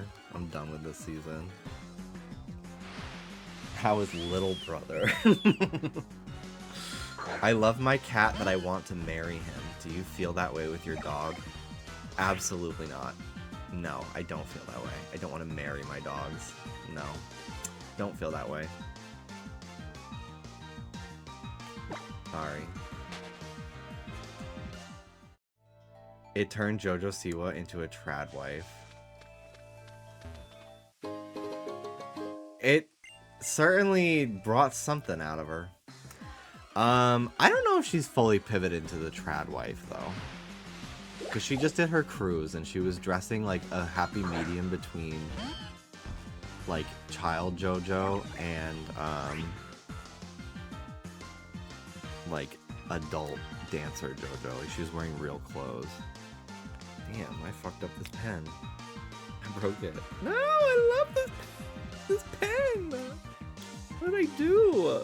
I'm getting ink everywhere. I need to stop playing with it. Damn. I love this pen. I'm pissed. I have extras, but I don't know where they are. I'm also gutted Jason is gone. He was making such a good season. The Mexican Big Brother? I didn't even know Big Brother was anywhere but US and Canada. I knew Celebrity was in the UK because like Trisha did it and Michelle Visage did it, JoJo just did it. But I don't know if they have like regular over there. Also, Big Brother over there is a little weirder, right? Like, it's all fan voted. Isn't it?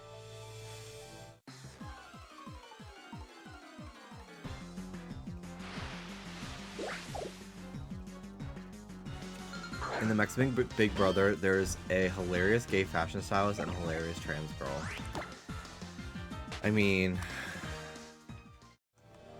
Of course they're hilarious. Queer people are just incredible entertainers through and through. Yes, they are fan voted.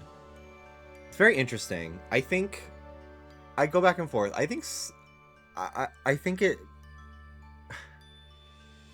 allows for like the social experiment to truly be more of the experiment. When it's like the house is voting the way American Big Brother is. But I do think that the fan vote would mean that the more entertaining people stay instead of what we have now, where now Jason's gone and we have last week's HOH was a MAGA racist and then this week's HOH is an anti-vax racist. Racist and homophobe, both of them. Especially the last one, Kamu. And it's like, they are probably gonna, like, steamroll this house. Because, like, this alliance just is, like... It's a 8-person alliance, and they're somehow at the top of the totem pole 2 weeks in a row for it. And the other half of the house is just letting it fucking happen. It's so... They're complaining about, like, oh, we should have listened to Jason. Jason was right. This other alliance is so annoying. It's like, well, you literally did nothing to stop it. Since you were told about it. You're fucking idiots.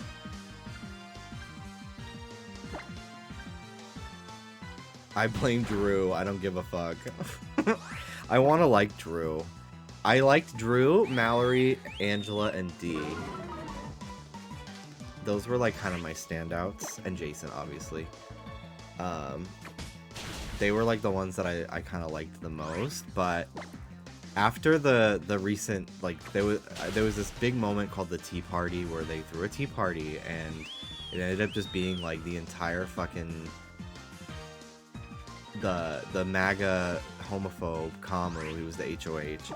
He fucking, like, basically, like, instigated a fight, like, an interaction with Jason, gay drag queen Selena Titties from Drag Race.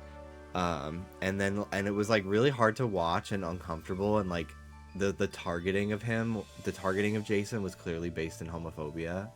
Based on, like, comments Kamu made on the live feeds to other people about, like, miss me with the drag stuff. And, like, also just, like, people found things on Instagram that Kamu had liked that were homophobic, like podcast clips. He has a video, I literally think it's in his Instagram highlights, of him, like, mocking, like, George Floyd. just fucking awful shit. But nobody in the house put the game aside for a second to like have a backbone and like stick up for the queer person that's in there by themselves, being isolated and like targeted and harassed like this. That really put a really sour taste in my mouth for the entire cast. I think the only person that spoke up at all was Lala, because she was also kind of being targeted. But I didn't watch like the full clip. But it's just so... It's so disgusting what happened there. And then in the edit for the actual TV show, they edited it as if like Jason, Selena, the drag queen, was the crazy one in the situation. They cut out like so many comments that Kamu had made that caused her to react the way she did. So to like protect him in the edit, which is crazy because there's live feeds and everyone who watches the live feeds knows exactly how that entire 45-minute thing went down because they didn't cut the feeds the whole time. So we saw all of it. And I didn't watch all of it because I have a job, but like I watched like 5 different segments of clips of important moments. And I watched people who do watch all of it describe it all. It just sucks. It's like, it really... And now, so last week, it was this guy named Kamo. He's a MMA fighter, and he's MAGA, like, obviously. And he just sucks. And then this week, his, like, he's in, like, a 3-person, like, alliance. They call themselves the Red Corner. And, it's like 2 other like pretty conservative seeming people. I don't know if their digital footprints has been clocked in quite the same way. We're just kind of going off of their statements in the house. But yeah, one of them, her name is Haley, and she's the HOH now, which is annoying. And she's immediately targeting like the only 2 black women in the house. And it's like, okay, great. Cool. Fantastic. Fan-fucking-tastic. And she is like proudly anti-vax. She told Jason that she's anti-vax on the live feeds. Or in the house. I don't know if it was on the feeds. People know it, and then Jason confirmed it when he left the house. And like her Instagram is all like Viking medicine or some fucking crazy shit. Like it's just so annoying. Yeah, and oh, don't even get me started. I have fucking hated straight guys calling gay guys zesty for years now. Because I started getting comments on a lot of my old YouTube videos from people being like, bro turned zesty, what happened? Whoa, this guy's a little zesty. I fucking hate it. I fucking hate it. Because it's like so clearly like... And it's literally the reason why I find it annoying is exactly like what they would say to me right now. They're like, it's not a slur. All I said was you're zesty. But like, I know why you're choosing that word. Because you can't say... You can't call me gay. You can't call me the F slur. Like, I know why you're choosing zesty as your word. I'm fucking 30. Like, I've been around the block. I've been called sassy. I've been called gay. I've been called, like, everything. Like, I hate it. So, like, Kamu constantly going, like, Jason, my zesty bestie. Ew. Ew, dude. It's so fucking gross.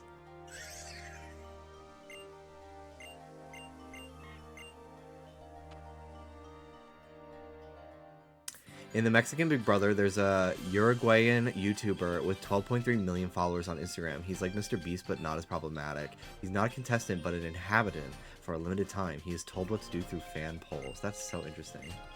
I would straight up prefer if they called me the F slur instead. Yeah, because it's like them trying so hard to be like clever, and like it's annoying because I know like I just like I know the type of fucking like annoying boy. Like you're not a man, you're a boy. You're a fucking immature boy. Like, I know the exact type of fucking clown that would say something like that, and like, I literally am imagining like a group of like boys in high school coming up to me or like middle school calling me zesty, and then they all walk away like giggling to each other because like they know what it means. Like it's just, it's so annoying. It's how I feel about straight people, especially I've seen a lot with straight women using twink as like a pejorative.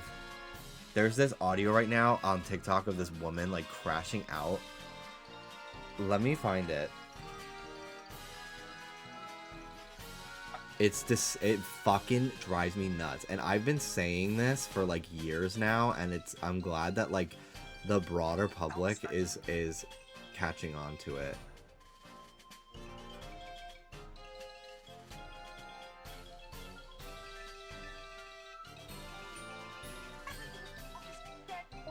That's not it. I just looked up twink audio. I'm trying to find the actual video that I saw using it.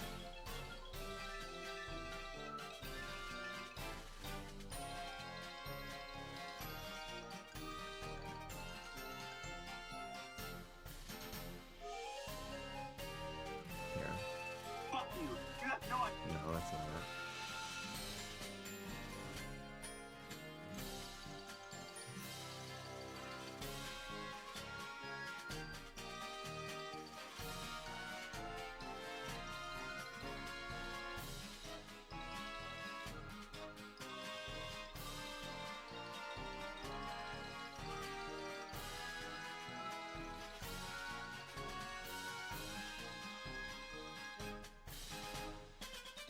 I will find it. I'm fucking determined now.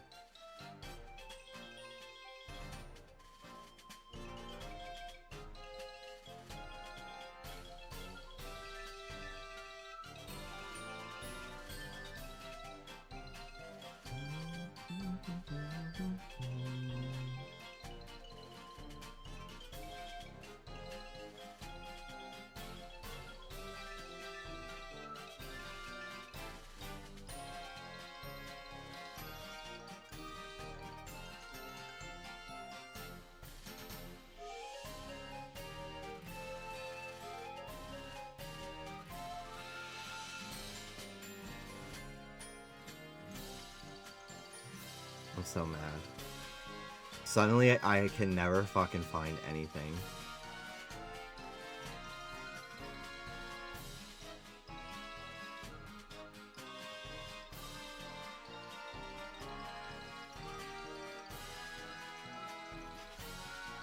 How is it that a brand I'm so annoyed. to your Republic tilting?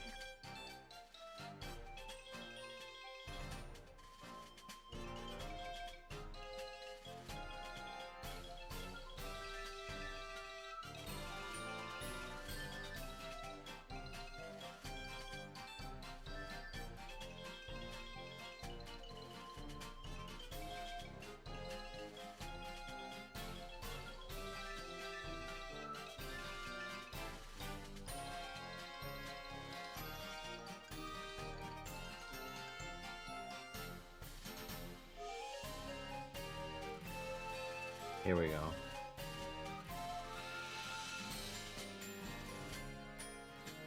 Yeah, here we go. This is somebody reacting to it, but so it might cut off the... This fucking gay ass, twink ass loser, ex of mine, is not gonna break anything. He did not build me to destroy.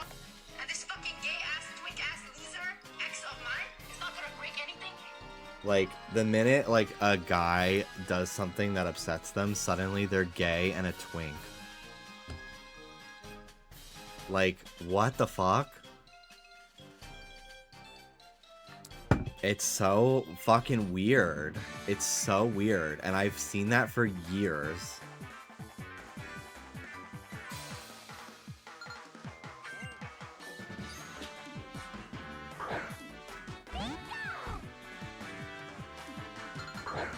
Thank you for your patience. Troye Sivan made a little video about it too. I have to watch that. Troy being the face of Twinks is insane. I mean, he is like one of the most famous. Are you a twink and a redhead hater? Absolutely not. I love them.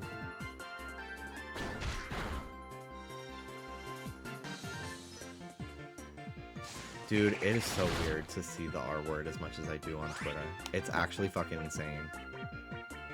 I feel like I hadn't even heard that word since middle school until like 2 years ago. Outside of like occasionally stumbling onto like a fucking alt-right thread, you know? It's so fucking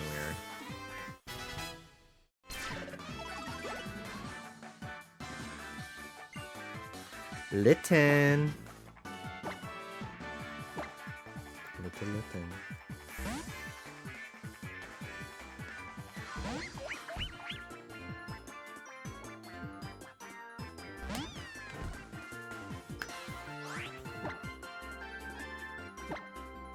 But yeah, I feel very adamant about straight people using twink as a pejorative. Also, I don't really like them in general, like, referring to, like, male celebrity, like, straight male celebrities as twinks. Like, referring to Timothy Chalamet as a twink. Like, I don't, like, gay guys doing it, like, whatever. It's different. But, like, he's not gay. Don't do it. Like, he has the body type, whatever. But then they'll also refer to, like, the heated rivalry guys as twinks. Like, bro, they are like 70 pounds of muscle too fucking big to be twinks, dude. It's just like, there's no reason for that word to be on their lips. Exactly. That's what it is. It's like, well, don't say that in general. Like, stay in your own lane. Stay in your fucking Ella Langley lane, or whatever the fuck.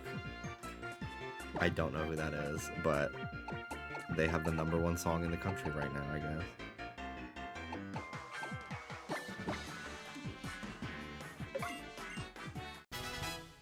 My twink BF, and they think they're funny as fuck. Meanwhile, they probably have 0 gay friends. They don't have a single gay guy friend in their life. Let alone a lesbian. They probably are like, lesbians are gross. Ew.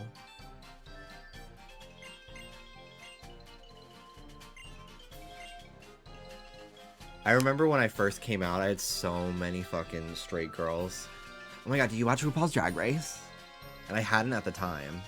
And I, like, didn't want to, because I was so, like, annoyed that that was, like, their first question.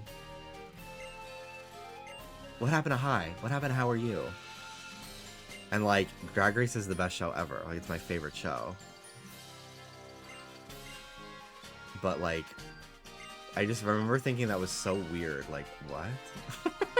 The first thing you ask when I'm gay is, like, do you watch this show? I don't know. It was just so weird to me.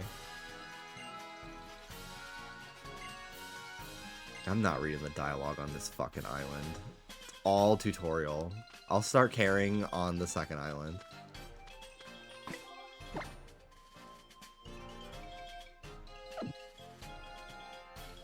I still haven't watched Drag Race for the same reason, but I love the clips. I truly think that every gay person, every queer person's life will improve if you watch RuPaul's Drag Race. Because there's something so incredible about watching a show that is... It is all LGBT people. Like, it's just... It really, like... I think it's so important. I think it's so important.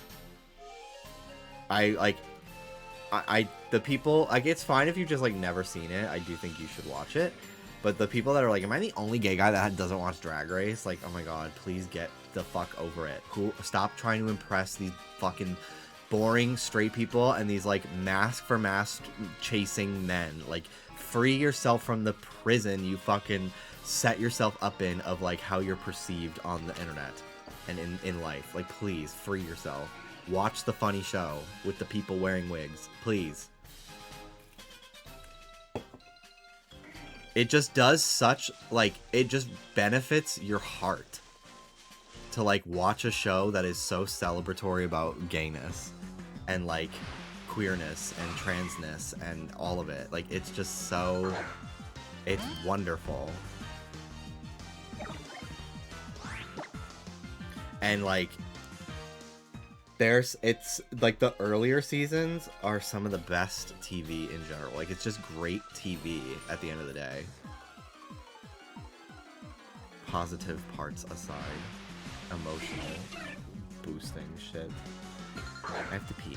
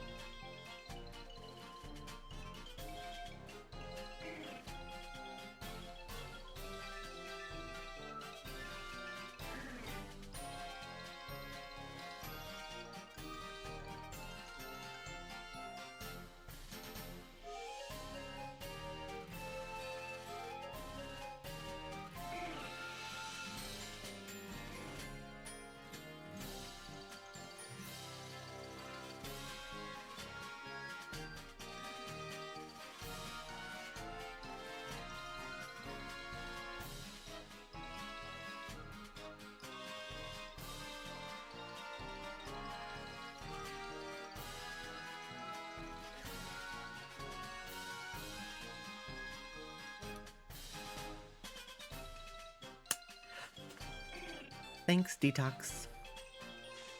What was that? Nothing. The greatest seasons of Drag Race to watch are from 2 to 6. And Season 9. Season 9 has, like, so... Honestly, like, I really do think at the end of the day, all Drag Race, even the weaker seasons of Drag Race are still some of the best TV ever produced. But, like, those seasons are fundamental to not only, like, the established, the pillars, like, the establishment of the franchise itself, but also, like, gay culture. Like, clips from, like, Season 9, I see, like, somehow I see, like, a new angle of, like, a clip from that season that I somehow have, like, never seen before, because I don't think I've watched a lot of Season 9's, like, Untucked or something. And I just start dying laughing, dude. Or, like, that... Don't joke about that. Don't joke about that. It's so good. You Don't Love Me. Oh my god, it's so fucking awesome. Yes, that's Charlie Hides. Charlie Hides, Farrah, Alexis Michelle, Eureka the first time. It's so good. Valentina. It's so good. I loved when All Stars was starting this year and people were reposting that clip of Morgan. And she's like in a fight and she misspeaks and she's like, up in my place. She doesn't say face, she says place. And like somehow nobody, that clip is like almost 20 years old and somehow nobody has ever noticed she says place in my place. It's just awesome. It's just fucking awesome, dude. Except Michael. Yeah, of course. Except Michael. I'm gonna find it now. I'm gonna find it. Oh my god. It's so fucking awesome, dude.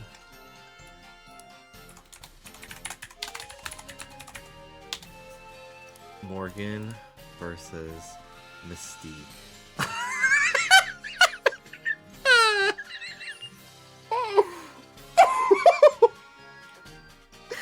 Hang on.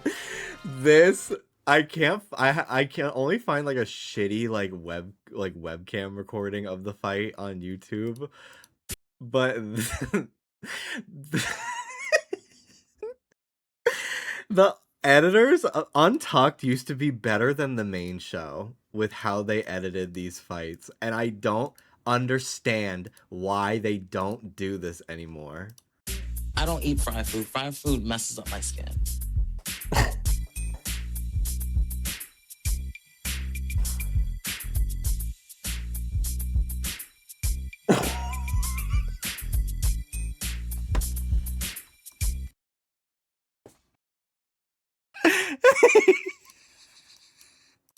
I don't eat fried food. Fried food messes up my skin. Like, you know for a fact what actually happened was like, oh, okay. But instead, they found all these shots to drown out 17 full seconds of silence. I don't eat fried food. Fried food messes up my skin.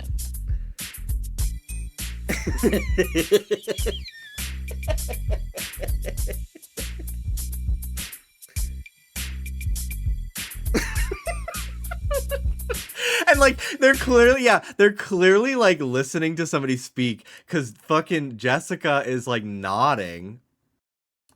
Like, yeah, it's so funny. It's so obvious, but who gives a fuck? All right, let me see if I can find, maybe on TikTok I can find the clip.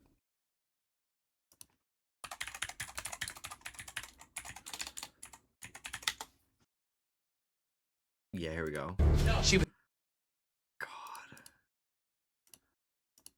Reminder, this is like 2009, so I don't know how well all of this is aged, but... talking in that room about me and about her, and I don't put up with it. I don't start drama, I end it. You don't know what the we're talking about. You've complained too. So this is season 2. The budget is it's like a little bit better, but still low. They're fighting in like the back rooms. They're literally fighting in like poorly lit like office space because they don't actually have like a full on like set for anyone yet.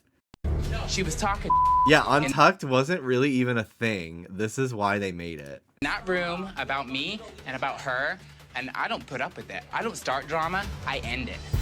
You don't know what the we're talking about. You've complained to every bitch. You don't know what the me and her's talking about. I don't care what you're talking about, but I hear your mouth. You're jumping into the conversation. You have told everybody you've been complaining all day. I'm sick of it, girl. I'm so sick of it. If you're sick of it, quit paying attention. Honey, you're probably not sick of it because you want to listen to me. You're so goddamn loud, nobody can get a word in. I don't give a damn, bitch. In class no manners. You piss me off some more, I will whoop your ass. Bitch, I am from Chicago. She's not. I'm pretty sure she's literally not from Chicago. I'm so serious. Like, I'm pretty sure, like, she's from Texas. I will whoop your ass. Bitch, I am from Chicago. I don't gotta get your ass to probably get voted off, bitch. Hit me, do it. Walk off. Do it. Step off, bitch. You better step off. Which I will you off. Step the hell. Step the off. Hit me. Step the off. Hit me. Why? I dare you to. You know what, sweetie? Sweetie, guess what? What? You're not worth it. Let me walk off. Oh, they don't have my place. She was talking shit in that room about me and about her, and I don't put up with it. I don't start drama, I end it. You don't know what the fuck we're... Let me see if I can find it on Twitter. It might have been like her talking about after the fight. Yeah, here we go. Here we go.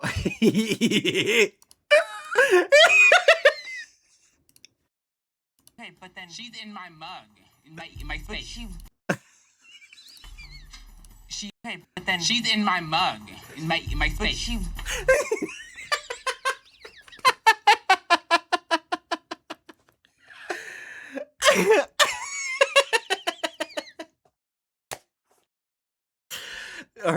of like She. her doing like an interpretive dance with her hand. Hey, but then she's in my mug, in my face. She's in my mug, in my place. It's so good. It's so fucking awesome, dude. Oh, I love this show. It's so fantastic. It's fucking perfect television. But be warned, old Drag Race is a different era. It is fully from almost 20 years ago now. Season 1 was filmed in 2007, aired 2008, I think.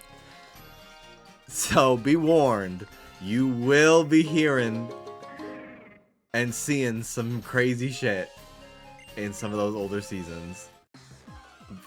Some words I cannot say. That's for sure. But all that aside, it's so good still. It's so good. I love old Drag Race. Now I want to rewatch season 2. I have season 5 on DVD because when I was getting into Drag Race, I got into Drag Race with season 10, and I watched like season 10 and All Stars 2 and 3 on iTunes, and then season 10 like while it was airing. Like I was bored in between waiting for new episodes, so I started watching old Drag Race as well. Like older, like it was a year old. All Stars 3 had just happened. So I was like catching up on that because I knew who Trixie and Katya were from like their YouTube show. So I was like, oh, well, I like them. I'll watch those seasons that they're on. Because I knew that Trixie was not on 7 a lot. So I was like, let me just watch All Stars. Because I knew who Alaska was as well. So I just watched those. But, and then that summer, back when Drag Race aired once a year and there was actual like off season, between 10 and 11, or 10 and All Stars 4, I was like, that was when Alaska and Willem started Race Chaser, and I knew who Willem was as well, just from the Beatdown. Like I had never even seen Drag Race. Willem was the first Rue girl I ever knew about. I was like, well, I really want to listen to this podcast because I loved Alaska on All Stars, and I'm a big fan of Willem. So I want to listen to this podcast, but it's a Drag Race like rewatch podcast, so I should just start the older seasons. So I started from season 1, and I like worked my way through, and I just binged everything. I binged all the way up to like middle of season 6, because at that point I just like could not afford to keep buying the seasons on iTunes because they weren't on any streaming services yet. This was like 2018, so it was still like really hard to like find Drag Race everywhere. Season 5 was not available anywhere for some reason, so I had to order it on DVD on eBay, and it was honestly fucking awesome because it had both Season 5 and Season 5 Untucked. And they would air, and they were on the DVD in order. So it'd be like Episode 1 Untucked, Episode 2 Untucked. So I didn't have to like go through the menu. It's like, okay, I watched this episode, go back to the home menu, go to Episode 1 Untucked. Like it was just so nice. Like I just watch it endlessly, and like I could watch both because I was getting main and Untucked for a lot of those older seasons because it's worth it. But it was annoying to like have to switch tabs constantly. So it was really cool that DVD has that, and it's like the best season of Drag Race still to this day. Like season 5 is so fucking good. It's my favorite for sure. I don't know where that DVD is. It's like I have it. Like it's in like a box from one of my many moves, but I just don't have it out. But I want it because, like, you know, if the grid goes down and all digital media is gone, at least I will still have the best season of Drag Race on physical media.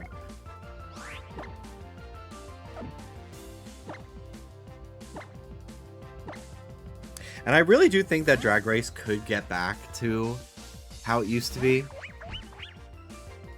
Because I don't think Drag Race is bad. It just does not hit the same. Because they're really trying too hard. And the overproducing is like not... Like, those old seasons, I mean, I just showed that one fucking clip of the fried food in Untucked. Like, that is so over-edited, overproduced. But it's in a way that's not like... obvious or like boring. Like nowadays Drag Race, it's like, oh, this person, we obviously want to win the show, so let's just give them challenge wins even though they didn't do that well, and like not distribute the wins evenly so it feels like the other girls even have a chance. Like it's just so, they're so like weird now with how like protective they are of the edit, and like it leads to like being a little boring.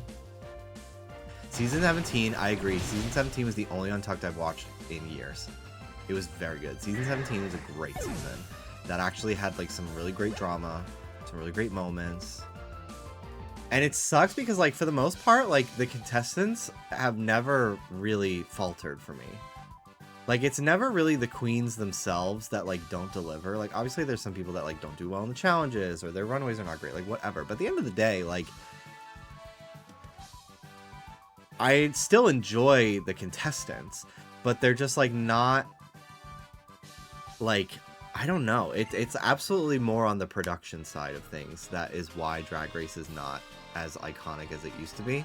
Like at the end, like, but it's, again, like I said, like no matter how like hard I am about Drag Race, like it's still at its worst like a 7.5 out of 10 to me, which is better than most TV in general. It's like the only reality TV show I want to watch. And it like rarely has anything to do with the contestants. Like it's always like, okay, well this challenge fucking sucks and they won't get rid of it. Already are live. Like they just won't get rid of it.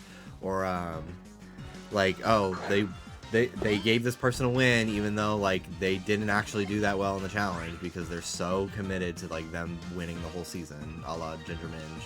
Although like that was the thing about like this past season with All Stars, like Ginger like did well in all those challenges. Like yes, it was obvious like they had those challenges there for her to win them. But like I really do feel that like Ginger and Crystal, they're both good enough at drag and Drag Race that they don't need that. They don't need you to push them like that.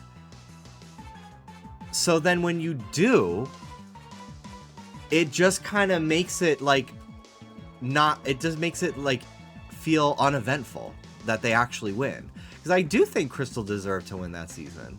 She was one of my picks going in to win.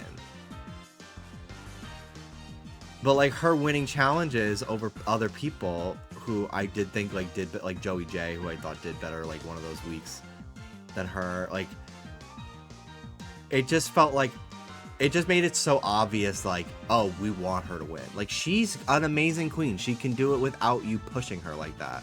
And she probably would have. She made it to the top 3 her first time. When they didn't really give a fuck about her that much in the edit until, like, halfway through the show. You know? So, it's like, it just makes it, like, uneventful to watch. It takes the stakes out of it. Which is part of the fun of the competition. Yes, Canada All-Stars, this is a great season of Drag Race. I highly recommend you watch it. Even if the challenge is like mid, the queens, from the minute they walk in the door, they're already fighting. They do not mince words in their Untucked. There is strategy. And it's like all finalists except for like 2 early out wild cards who have I found endearing despite them not doing well. Yeah, Canada Drag Race All-Stars Season 1. It came out a few weeks ago. It's on WoW Presents Plus. It is so good. The judging panel for Canada has literally, like, the judging for Canada has been like only negative to me. Because like Brooklyn is great, but then she's always with like 2 non-drag queens that sound like AI chatbots fed like gay people's tweets. Like it doesn't feel natural to me. Even though one of them is a gay guy, Brad Goreski, like they feel like gay robots. Like it's so off-putting. But now the judging panel is Brooklyn Heights, who's like a legend. She did not win Drag Race, but like she might as well have. She's that like iconic. And then Priyanka, winner of Canada's Drag Race Season 1, and Jimbo, All-Star from Canada, who won All-Stars 8 in America.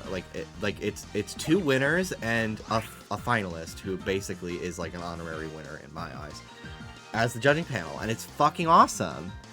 And the critiques make sense. The people who are winning, for the most part, like, I agree with. And like, it's just hands off. Like, just let the girls do their thing and make the show. And it's like, it literally feels as iconic as All Stars 2 did to me. The competition is fierce. It actually feels like it's anyone's fucking game. Because everyone in there made it to their finale. Except for, like, literally except for, like, 2 people. 3, actually. One of them was just a really early out. But she made it to, like, Final 4 or Final 5. It's, like, all, like, finalists. Like, people made it to the top half of their season. So it's, like, this is, like, really, like, the best of Canada. And there's still, like, people from Canada that I think should be on the second season that I think are, like, the Canadian Queens, like, they're just so great. Like, they just don't, they don't really care. They don't really care about how they're perceived on TV. Like, they're gonna pick a fight even though they're absolutely in the wrong. Like, they don't care, and it's fucking great. The moon landed. Did people survive? When did the moon land? I highly recommend Canada's Drag Race All-Stars.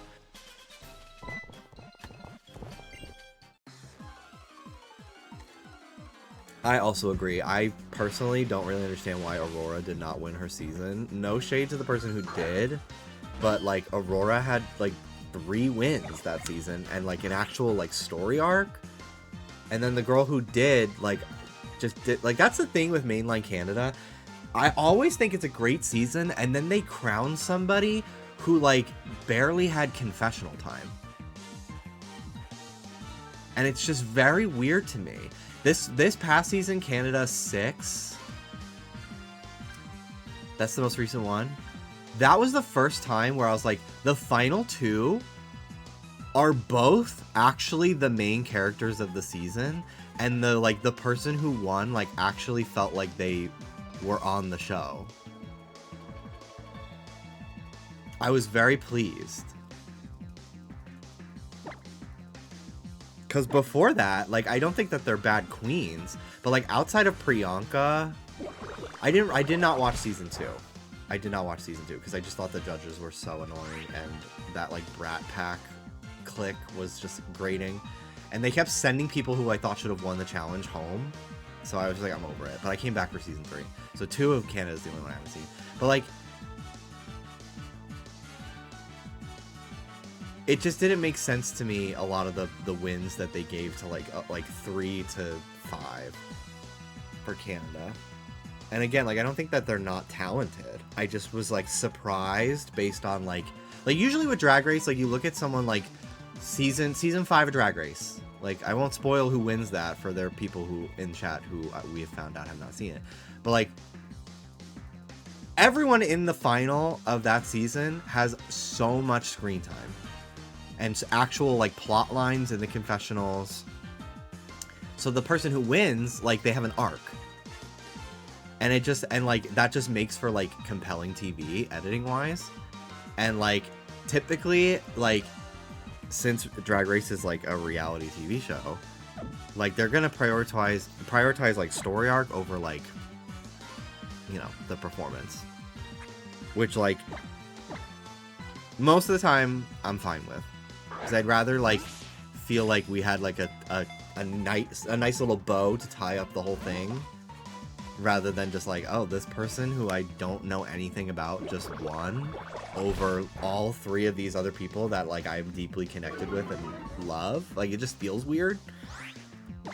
So I just feel like it's like production and the editing, like, not doing the people that they choose to give the overall crown to, like, favors in the edit. Like, it's just very weird. I love Jimbo. Jimbo's one of my favorite contestants of any fucking Drag Race ever. I love Jimbo. Loved her since Canada won. Episode 1, she's walking into that fucking room screaming, dressed as, like, a fucking goth Mickey Mouse clown. Like, that was everything to me.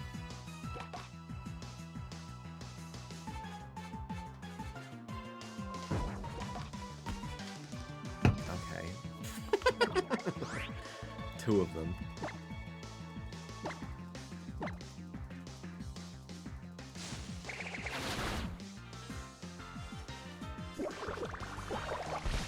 Season 6 was good. Sammy Landry being back already just makes sense. I agree.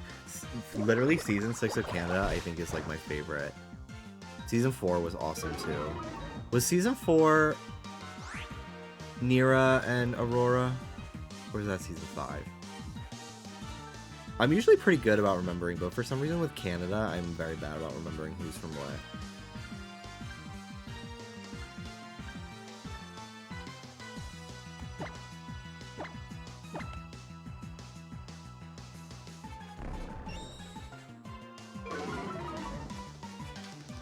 But yeah, Sammy Landry is one of my favorite contestants ever.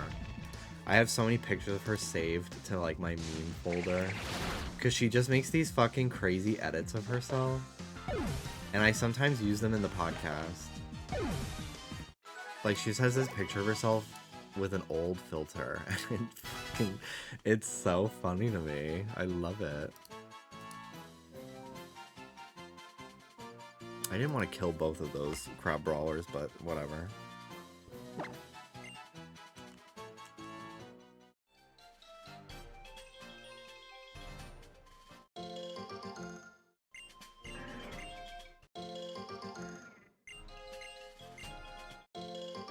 But yeah, I can't say enough good things about Canada All-Stars Season 1. Like, I am, like, so genuinely looking forward to the next one. I hope it gets another one. It's awesome. It's a great season. There's a fight every single episode over, honestly, sometimes literally nothing. And it's so good.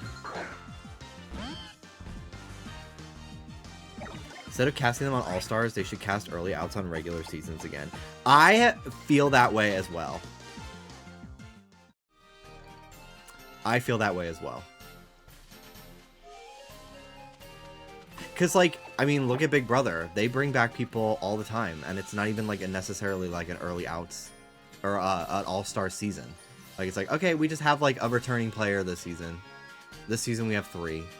Or, well, one of them is from Big Brother. The other 2 are from Survivor, but, like, they made a big deal about it, you know? Sometimes they will do, like, half new, half returning, and, like, that's considered, like, kind of like All-Stars, but, like,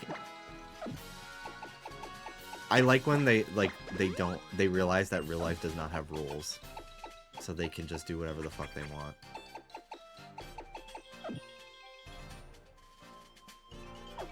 But yeah, I think a lot of the early outs that end up on All-Stars, like, it doesn't really feel like All-Stars. And I say this as somebody who as a child was often not on the All-Star team. Like, if I showed up, I'd kind of get it. Why people would be confused.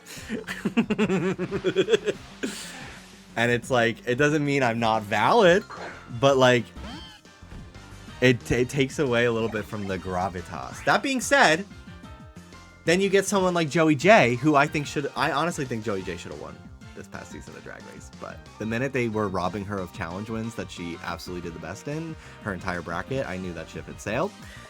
But, you know, sometimes you get really lucky, and I think that's really cool. So I see both sides of it. Because, like, I can't imagine this past season of All-Stars without Joey J, who was, like, second out on her season. She made it, like, 5 episodes, so I always forget that, because they just didn't eliminate people in season 13 for a while, because it was COVID, and they were like, we want you to actually enjoy your life here, especially because you had to quarantine for, like, 3 fucking weeks before we filmed. So, they kept people around on 13 for kind of a long time, but... yeah, so US was the first, obviously, flagship Drag Race, and then they started doing Drag Race UK, which is pretty much always a hit as well. I did not really care for this most recent season, but for the most part, it's always a good time, especially that first season. First season of UK was electric, because it was the first spin-off. The contestants are still, like, iconic to me to this day, a lot of them. UK 2 is like the best season, one of the best seasons of Drag Race of all time. It really is. That is mandatory viewing if you're a fan of drag. It's fucking awesome. It's so good. It's such a good season. And then I think that same year that they did UK 1, or maybe UK 2, Canada started. Actually, no. I think Drag Race Thailand came before UK.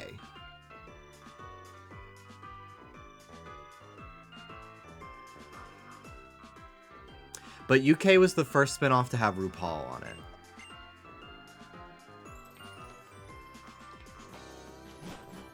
But yeah, there's so many now. There's so many. And it is starting to get, like, this last night's episode or whatever of Down Under versus the World, that girl group challenge, that was like, I was telling Dallas, I'm like, okay, like, starting to really, this fucking trash shit is really making me think maybe there's a little too much Drag Race. Like, it's the quality has kind of gone down on a lot of these, like, international spin-offs in a lot of challenges and production stuff, but all Drag Race franchises. Let's see.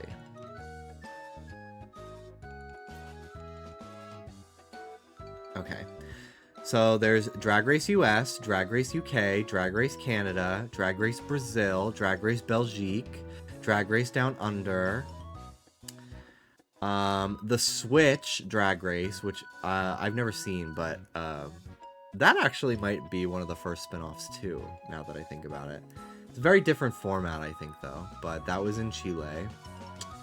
Drag Race France, Drag Race Germany, Drag Race Italy, Drag Race Mexico, Drag Race Holland, Drag Race Philippines. Philippines is great.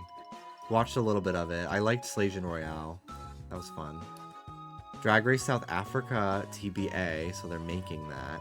Drag Race España, I watched the first 2 seasons of that, and then I kind of just fell off because it's a lot for me. It's just a lot of TV, and then it's also kind of hard for me to watch stuff with subtitles if I in like a binge format. And we fell behind on Spain, so I never caught up. But season 1 of Spain was really fun, and season 2 was pretty cool as well. Drag Race Sevres, I don't know how to pronounce that. Sweden. Drag Race Thailand hasn't been around in like 2 years, but and then yeah, UK and US. So there's a lot. There's a lot of different Drag Race. They've been talking about Drag Race Japan for a really long time, but it's never happened.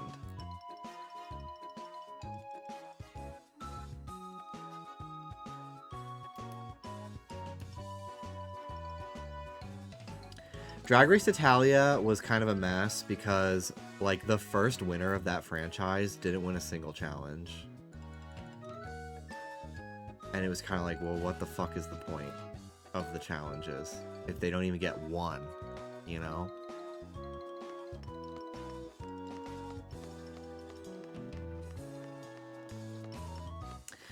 I've really tried to give Drag Race Down Under a chance, like, every single season. Season 1, we couldn't finish, because, like, there were, like, 2 people on it that did blackface and shit, and it was just, like, so bad, and they were pushed to the end as well, which was like a disaster for production. Like, it was really a mess, and like it already like was not very entertaining either. Season 2 of Down Under was great. I agree with that.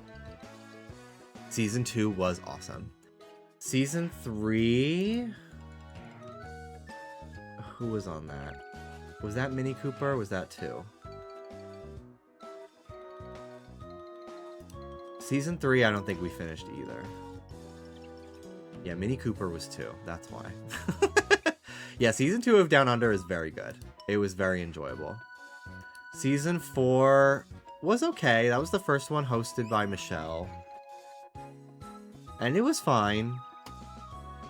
Like, it was kind of like, oh, you know, you want to put something on? What do we want to watch? Oh, I think Down Under had a new episode this week. We can throw that on.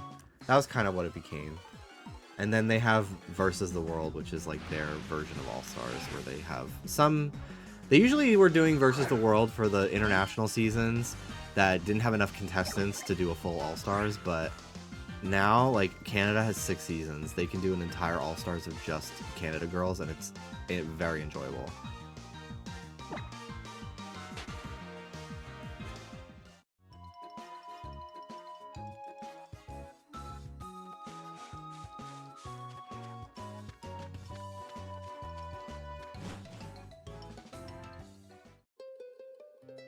Alright. I'm looking forward to seeing what moves you and your Pokemon will pour your soul into now that you've gotten and cleared your first trial. It's true, I'm not a trainer, so I'm sure I don't really understand how hard it must have been, but even I think it's a great achievement. The Mele Mele Kahuna is strong, cousin. He's a trainer who can use fighting-type Pokemon to the fullest. Yeah. Might not be a bad idea to work on those flying or psychic-type moves.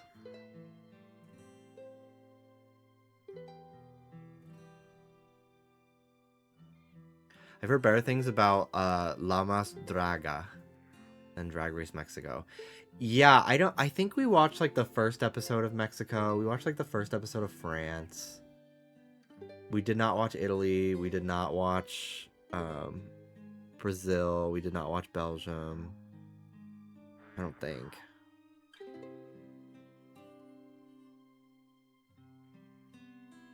And like I feel bad because I like want to support all drag. But now that especially like I work 5 days a week, I'm like I don't have the time to watch all of this, especially when like a lot of it is like not great production typically. You know. The runways are always pretty fun, though. I like seeing runways. If there's, like, a really gaggy one from, like, another country's drag race, that usually will make the rounds on Twitter if it's, like, really crazy, but...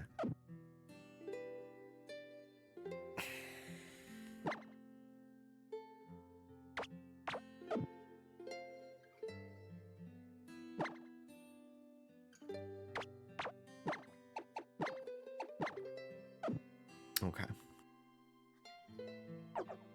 Lily finding an opportunity in every conversation to mention she's not a trainer. I know. It's very pick me. I really hated the earlier where she was just like, I don't know if I could watch your battle. I don't like to watch Pokemon get hurt. Like, oh my god. Okay, well, deal with it. I do like her though. But like, yeah, she is a little bit trying very hard.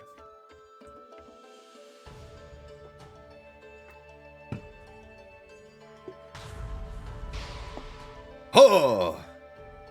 I've been expecting you. Allow me to properly greet the young adventurers embarking on the island challenge. I am Hala, the kahuna of Mele Mele Island. This daddy, I know. I want to jiggle his belly and then take a nap on it. Shall we begin? The final trial here on Mele Mele Island will be a Pokemon battle against me, the kahuna. It is known as the Grand Trial.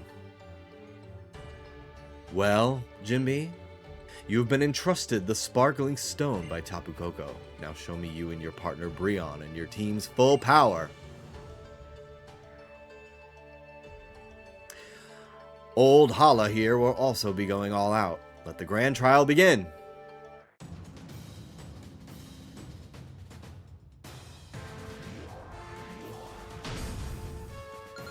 You're challenged by Island Kahuna. Hala. This song is cool.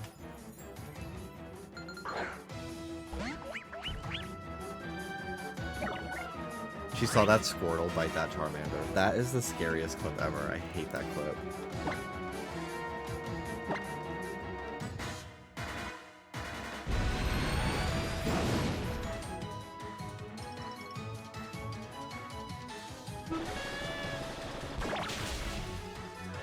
I started reading Rise of Kyoshi, and the way Kuruk's airbending teacher is described, I picture him like Hala. I was watching this video that was talking about, like, the hidden advanced techniques of, like, bending in Avatar, and it was talking about, like, all these, like, crazy-ass things a lot of these benders and like avatars did in like different comics. And there was some airbender avatar that like can basically make like a mini black hole by creating a vacuum with the air. I want to say it was Yang Chen, because it was definitely an airbending avatar, and it was like, whoa, like that's so crazy. And I think Kyoshi, well, I don't want to spoil it, but she does some crazy shit as well. I think it's Kyoshi. But yeah, like that was like in the movie, Taga like being able to do like an air blast so fucking fast and like intense that it like fucking stops your heart. Like that shit, that I was thinking about like how in the comics like they're making fucking black holes. Like it was cool. It's really cool to see like crazy level techniques with these bending. Like cause the possibilities are really limitless, man. It's very cool. I love Korra's spirit bending in book 4 with the big laser. Like that's just, it's so incredible. And I love that like, I kind of love that like the avatar, like the energy bending, that's what it is. Like the avatar almost gets to tap into like a fifth element, if you will, in that sense. Like it's very cool. Airbenders would be horrifying if not for their religion. Yeah, I think I've been really torn lately. For most of my life, I really loved waterbending, and then I met Toph as a kid. She was really nice. Like when they introduced Toph, I was like, oh no. Earth is where it's at. Toph was my favorite character. And then as I've gotten older and I've been like rewatching Last Airbender over and over and over, and then it really solidified it with this new movie that I think I would want to be an airbender. As I've grown up, I really find like the airbender like teachings and stuff and like all that so beautiful. And also like it just seems so cool, like getting able to fly and like Aang can like run super fast like Sonic, and like he spins on the air ball. Like it just all looks so cool. So I kind of have been really leaning towards airbender, and like them flying around in the sky in the movie, I was like, ah, amazing.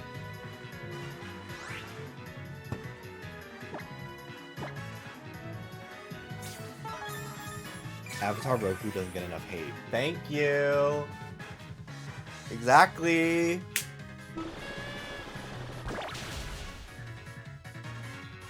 I've never really felt like I wanted to be a firebender ever as a kid. Even though like Zuko, now as an adult rewatching Avatar a million times, especially because like as a kid, like I would watch it, but then I would miss an episode. Although for book 1 and most of book 2, I was pretty consistent. I feel like I saw every episode, but like book 3, I think I saw like 2 episodes and then the finale. Like I you know, you can only watch so much as a kid when you don't know the schedule of things, and also like, oh, I have homework, oh, I have basketball, oh, I have school, like all this shit, you know. Oh, I'm going to my friend's house. It's kind of like that with Pokemon too, but a little less so. So I didn't really get to like experience Zuko's full arc until like I rewatched the show during COVID when they added it to Netflix, and I like got to see all of it in one straight through. I have an adult brain, so I can really comprehend the subtleties of a lot of the writing and everything like that. And like I'm not missing episodes either. So I'm just seeing everything. And that was where I was like, oh, I think Zuko's my favorite character in this whole fucking franchise. I really do. And I really like Katara as well. Zuko, Katara, and Toph. And Korra, I think, are some of my favorite characters in the whole show. And Aang. Aang is great. What a sweetheart.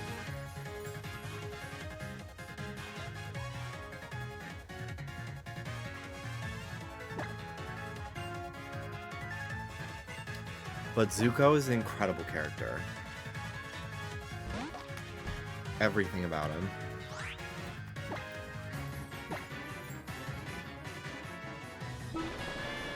Allegedly, I don't know where this came from, but I think it might have been like a comment made at Comic-Con or something. So I guess like minor spoiler for the upcoming show. It's like very minor. It's like not like it's just a character from Korra that is still alive in the new series that's coming out, and I'm very excited about it.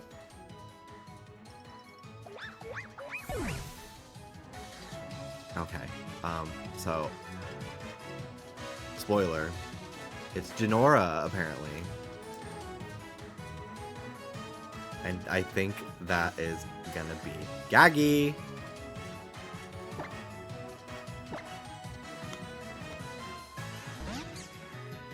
But I got that from a TikTok, so take it with a grain of salt. I don't know for sure how real that post was.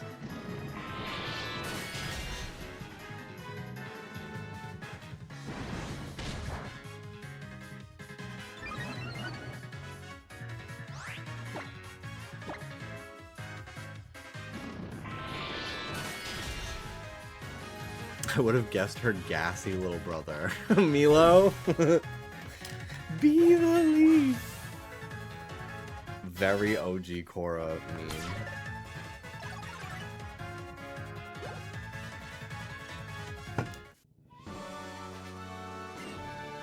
Whoa, well played. I'm ready for a gay guy in the Avatar world. I really appreciate them pushing more and more for queer representation, but I don't think that there's a single gay man, queer man, in the Avatar world. And I would really, really appreciate if they add one to this new show. I think it would be really wonderful. I just finished Raiders. I'm gagged as fuck, genuinely. I'm excited.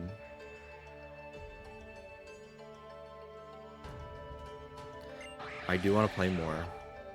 I did another, like one of the raids last night. Because I was like, I can't help it, I want to play. Bolin should have been gay. If they were stronger willed, they would have done it. Although, they did the best they could. With Korra.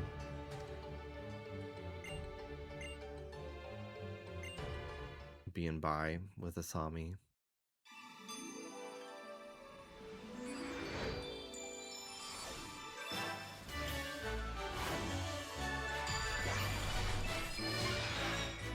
Grand trial complete. Yeah, Bolin should have been gay, and not just because I think he's hot. I'm gonna need some fucking art of Taga and Korra's dad Eiffel Towering Bolin. I need that yesterday.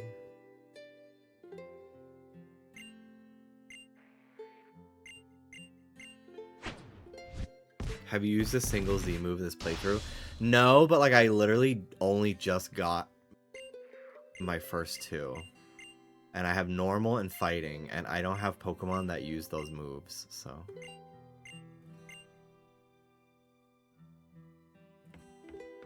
But I probably will on like Meganium.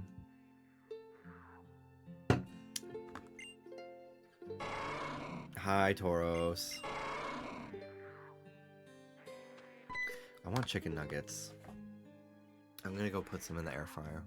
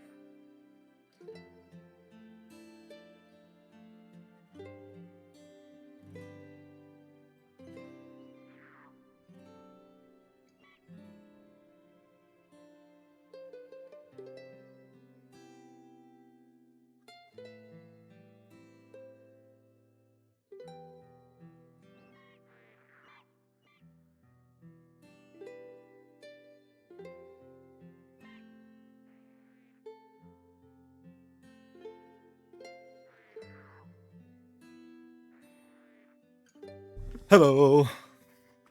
I'm back.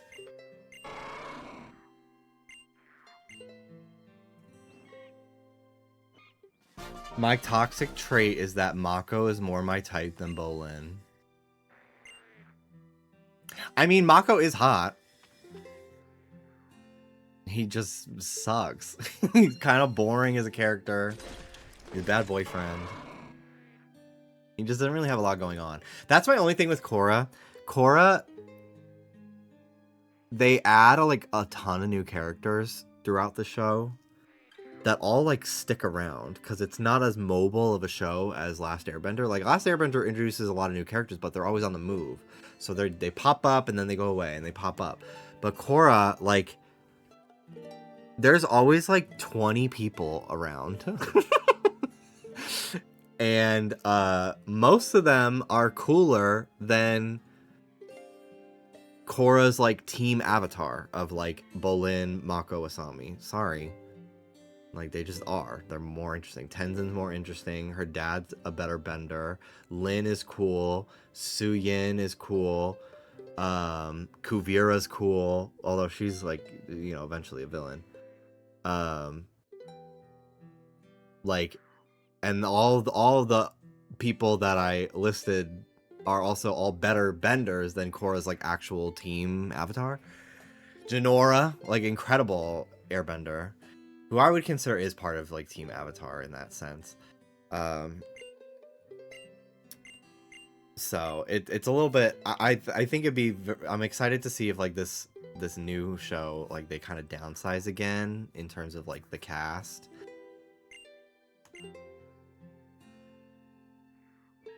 God, this outfit is so fucking hideous. I hate it so much. Mod the game just to remove it. Hope you find your ride pager useful. I worked on developing it with a friend of mine. Amazed that you won without even using your Z power. Let's have a Pokemon battle when we next meet. Well then. Very well then. Off on your island challenge you go. May the future bring you happiness. Thank you. My toxic trait is I'd fuck them both. At the same time. Just don't look at each other. With help from Tauros, you can smash right through those big rocks on Route 1. Got a little something for you, too. Thank you.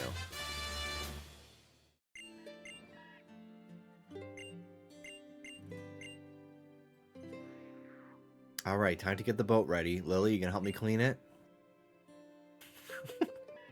She's like, why do I have to? I actually want to ask a favor of you first, if that's alright. What is it? You see, Nebby is its real home is far away from here, and I want to help get it home. It's like I told you before, Nebby saved my life once when I was in trouble. Now I want to save it. I feel like there's not much I can do on my own since I'm not a Pokemon trainer. If I had a real trainer like you helping me, Jimby, then maybe. But I probably shouldn't ask a near stranger to help, right? I know it's just my own wish. It has nothing to do with you. Of course I'll help. Oh, thanks so much. I'm so glad. I really didn't know what else to do. And I suppose the two of us will be heading to the next island as well.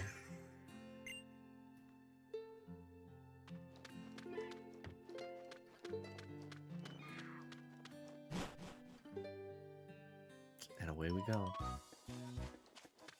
I think we gotta go to the dock. Or maybe... Yeah, go to the dock.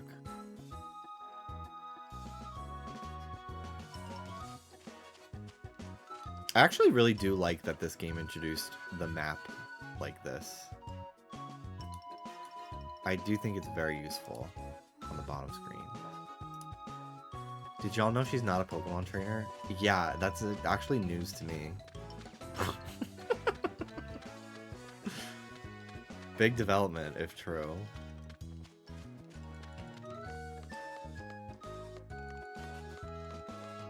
What's the island scan on the next island?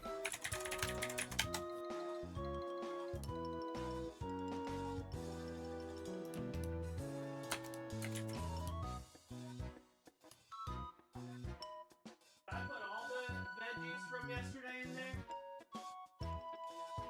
You could do the broccoli. I'm gonna have the Brussels sprouts. Well, they're all mixed together. Why don't you put them on a pan and throw them back in the oven for like another? When I'm cooking the rice thing. Oh, you don't want to just separate them into. No, I don't really want to go through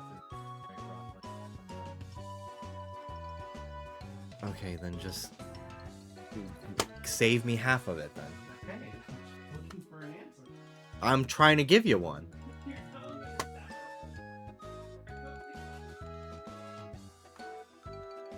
With a fork. One at a time.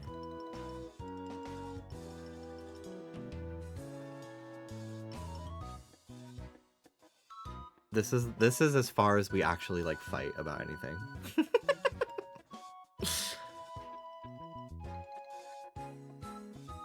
Which I think is great. So I could get Luxio on Tuesdays. Today's island scan is Meryl on a Saturday. Which I don't hate, but I already have a water fairy type, so I don't really need another for my team. And then Saturday on Melee Melee is Litwick! Ooh. Okay, we're gonna actually go get Litwick real quick. It's at the cemetery, I think. Should I hunt Litwick for like an hour? See if I get one? Jimmy, I'm so curious, when editing the episode with Callie, did the cis discussion gross you out? Not one bit. Not one bit. I haven't got one in a while, but yeah, I get like cyst popping and pimple popping videos on my TikTok like all the time. I watch the fuck out of them, especially when I was high. I watched so many like of those like deep blackhead scooping videos one time when I was stoned, and it was mesmerizing. I will say I've heard more about Trisha's hemorrhoid than I think Moses has. Because she talked about it on Not Love Line 2, which I also edit. She talked about it with Callie, Oscar, Tana, and Farai. I've heard about this cyst and this fucking hemorrhoid so much.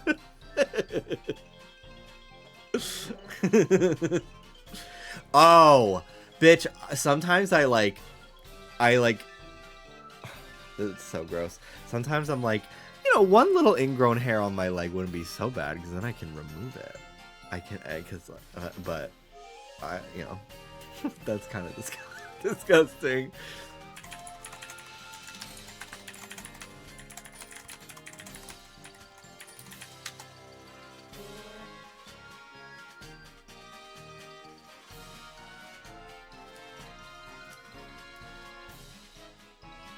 Okay. QR scanner. Let's do it again.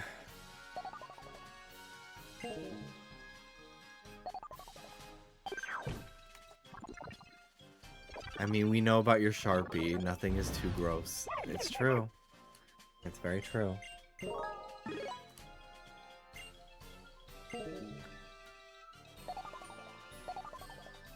Hey.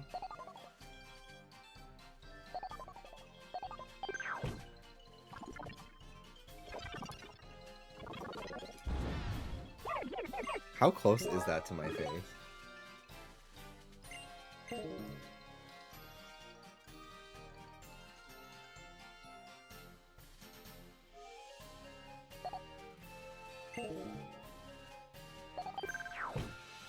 Have you seen Oscar's new house? Yeah!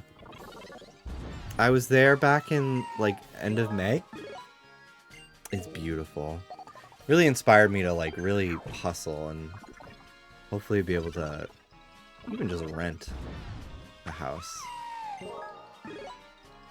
I'm kind of tired of living in apartments. I've lived in apartments for quite a number of years now, and it's wearing me down a little bit.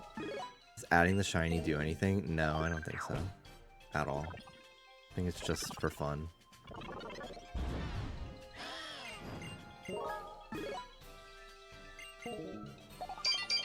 Oh, that's my alarm. Did you ever get a response from that awful bar? No. No. It's okay. They'll burn down, I'm sure. I'm not planning anything. I promise.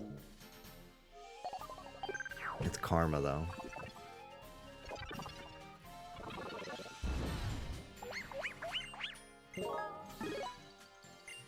But yeah, I mean, like, if you're kicking out your business just because they're gay, like, I'm sorry. Your bar was not popping that much on a fucking Friday night, Saturday night. Like, that's kind of embarrassing.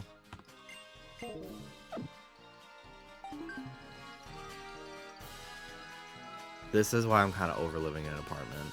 I want to live on, like, a quiet street, actually.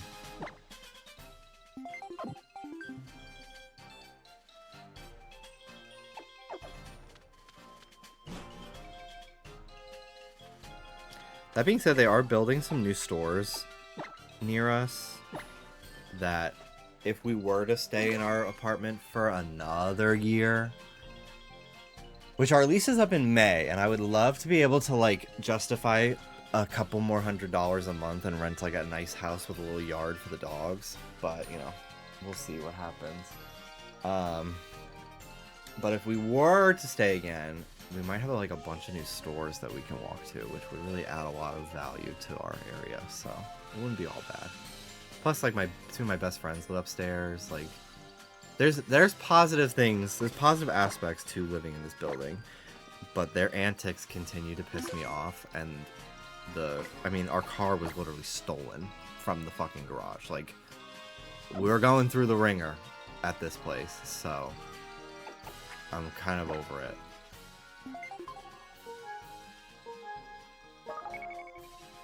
Oh. It's Cyndaquil. What is my game on? Sunday? Yeah, it is. Okay, whatever. I'll take Cyndaquil, that's fun. I'll just have to go somewhere else.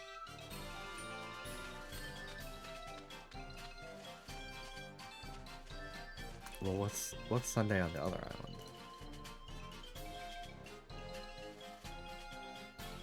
Gothita! No. I don't need another slow-ass Pokemon on my team. Sorry. As cunty as Gothitelle is.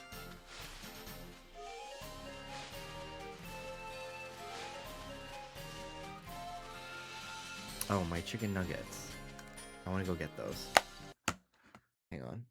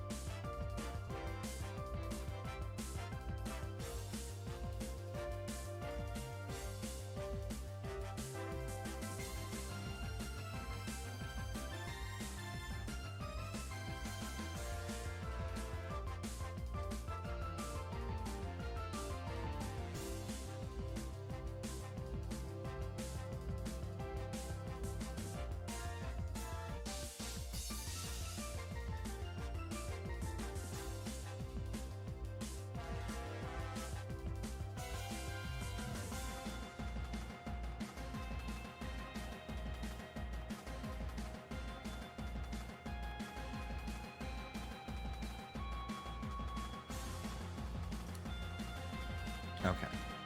So I know I just did the island scan and it runs out in an hour. I don't really care. I saved, so I'll just do it again. I want to eat food and we'll watch something. I have a video saved. It's 4 minutes long, so I'll have to find something else to watch after, but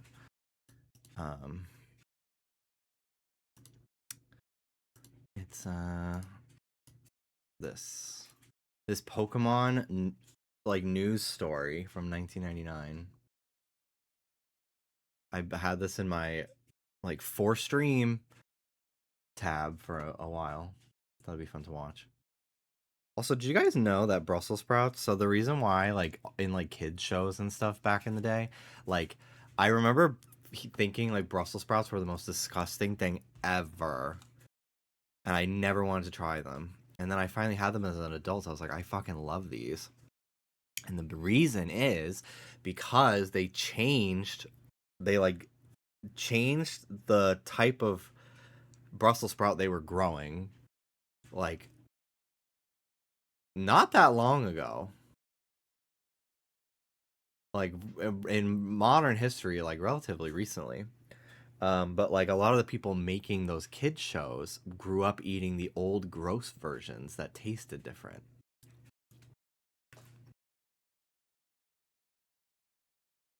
Isn't that interesting?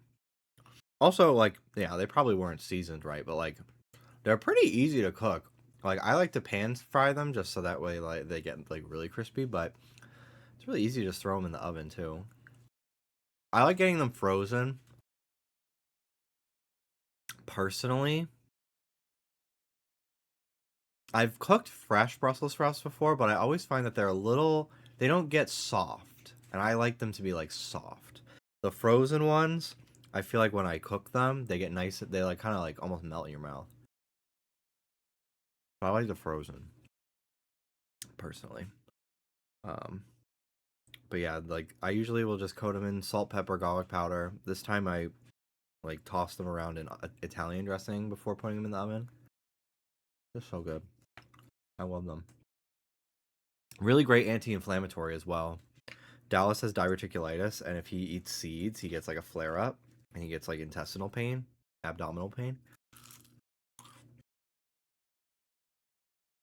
And I'll make Brussels sprouts, and it helps so much with the pain. Save me 90s computer graphics, computer generated animation. Save me. So your kids are using words like Pikachu and Squirtle and Bulbasaur, and you haven't got a clue what they're talking about. Well, welcome to the world of Pokemon. It's the Nintendo game that originated in Japan and has American children going crazy over the game itself, trading cards, and just about anything that has their favorite Pokemon character on it. In this morning's parental guidance segment, we hope to decipher what is Pokemon all about. Nicholas Meyer is 12. Pokemon. Segment, we hope to decipher what is Pokemon all about. Nicholas Meyer is 12. He's a big Pokemon fan. And Chris Byrne is the editor of the weekly newsletter, The Toy Report, and they're both here to give us a hand. Good morning. Good morning. Good morning. So, first of all, Nick, what is Pokemon? Did I say it right? Yep. Okay. What is it? You got it. Pokemon is a game where you go around a big world and you're trying to collect all these animals called Pokemon, which means pocket monsters in Japanese. And the big thing that you're trying to become is a Pokemon master. You, the player, you're playing this thing and you're trying to master these little monsters or train these little monsters? You try to train them and you try to evolve them and you try and make them stronger. And you do that through battling, and they gain things called experience points, and that measures how much they're going to grow after a battle. Okay, well, we want to introduce you to some of them. So we start with Pikachu. Yep. What is his special power? Pikachu is a lightning Pokemon. He can shoot lightning bolts, and he has various lightning moves. It's kind of fucking crazy. Like, Pokemon is just like such a fixture of our culture now. And also, like, this really popularized like the monster collector like RPG model and everything. And it's just very interesting to like go back to like when people were like, what the fuck is this? And it has like such like established rules, and like they really like created a little world. Like it's obviously not as fleshed out as it is now, but like even back then, like the original games, like they have a whole world to them. It's very interesting. Thundershock. Okay, what about those other three that I mentioned? Let me see, what were they named? Squirtle, Charmander, and Bulbasaur. Did I have that right? Mm-hmm. And Squirtle shoots water. Yep. How about the other two? Charmander shoots fire, and Graphic design is my Bulbasaur passion. can shoot out vines. Is one of his Vines? moves. Yep. It's called a move called Chris, Vine. you're laughing over here. Well, it's great. I mean, the thing about it that's really great is that it really is storytelling. And the whole fantasy of Pokemon is storytelling with the kids as the stars at the center, because kids like Nicholas are becoming Pokemon masters. Well, a lot of people think that these video games have got to be violent, and these guys are fighting, but they're not violent? They're really not. They're trying to evolve, and they're testing out their powers as they get more powers and move up to other levels. Yep. There are two trainers that are battling. It's not violent. They are fighting, but it's not violent. They're just trying to evolve.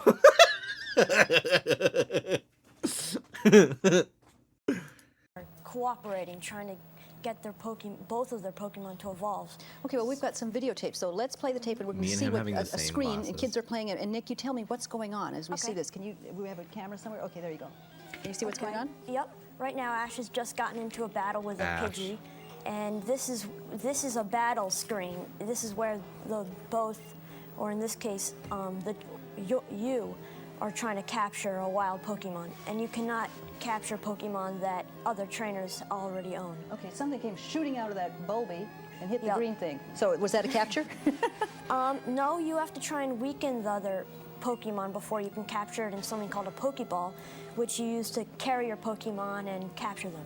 Okay, if you get one and you've got it, is Maybe it we dead? don't do this live with a child. It's endearing, but it's also clearly stressing this kid out. No. Or they just faint, or what happens? They're fainted, and they usually have very low life. But you can go to something called a Poke Center and re-energize them, and all your Pokemon become have full health and full life, and they're perfect. Chris, what is it about this game that's got kids so almost addicted?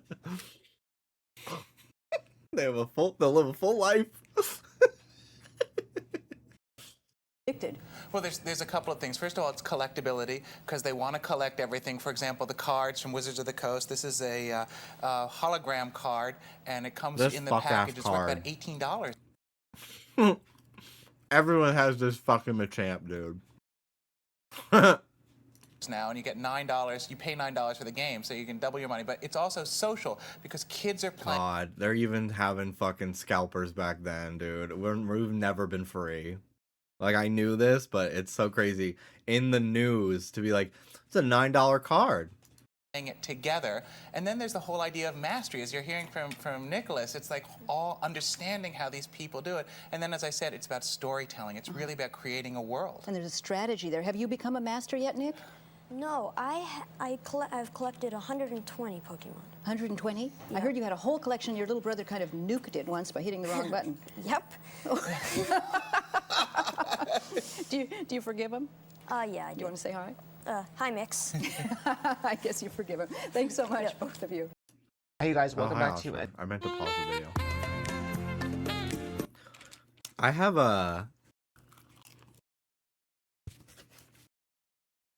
I honestly should submit it to the Internet Archive.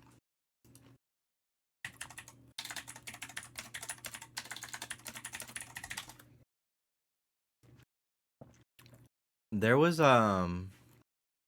like a news report about Webkins that I used to watch back in the day. And it got deleted off of YouTube.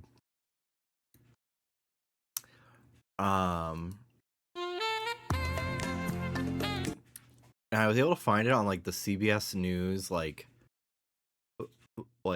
archive of like their media on their website like in like 2015. But that's even gone now, which is crazy. Well, I'm actually almost done, so I don't even think I need to find another video.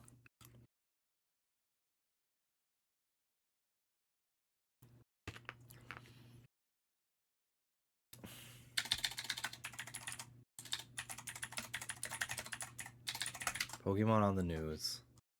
See, it's so hard to find. He has to struggle to be seen as normal. When we come back, what all the fuss is about, at least to the 8-year-old set in this country. Okay. Okay. Bring all your skill. Be forewarned if you haven't been already, the hottest thing in the 12 and under set is coming soon to a theater near you. Pokemon the movie joins Pokemon the video game and Pokemon the trading card as must-sees and must-haves. To start us off tonight, NBC News correspondent Colleen Dominguez on the craze. Where's Rachel Maddow? In elementary school. That has now hit Hollywood. More than a game. Anybody know how to play this, how to get to the next level? Or a top-rated TV show, Pokemon is an undeniable obsession with children across the country. The upcoming Pokemon the First movie recently caused such a frenzy that the switchboard at Warner Brothers was flooded with 70,000 calls a minute from people desperate for tickets. The animated Japanese import created by Nintendo also holds the top 5 video game slots. So what exactly is a Pokemon? Cute, cuddly characters who become supercharged so they can fight their enemies.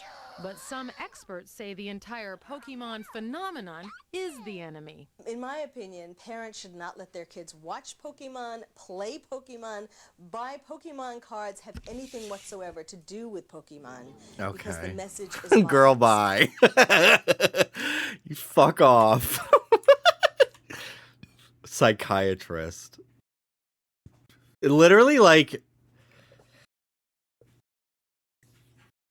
it's when you really, like, learn more about, like, how media is fucking produced, like, they clearly was like, hey, you're a psychiatrist, will you just, like, say this? And, like, they'll find someone with the least amount of fucking ethics that is like, sure. Sure. Yeah, whatever. Who cares?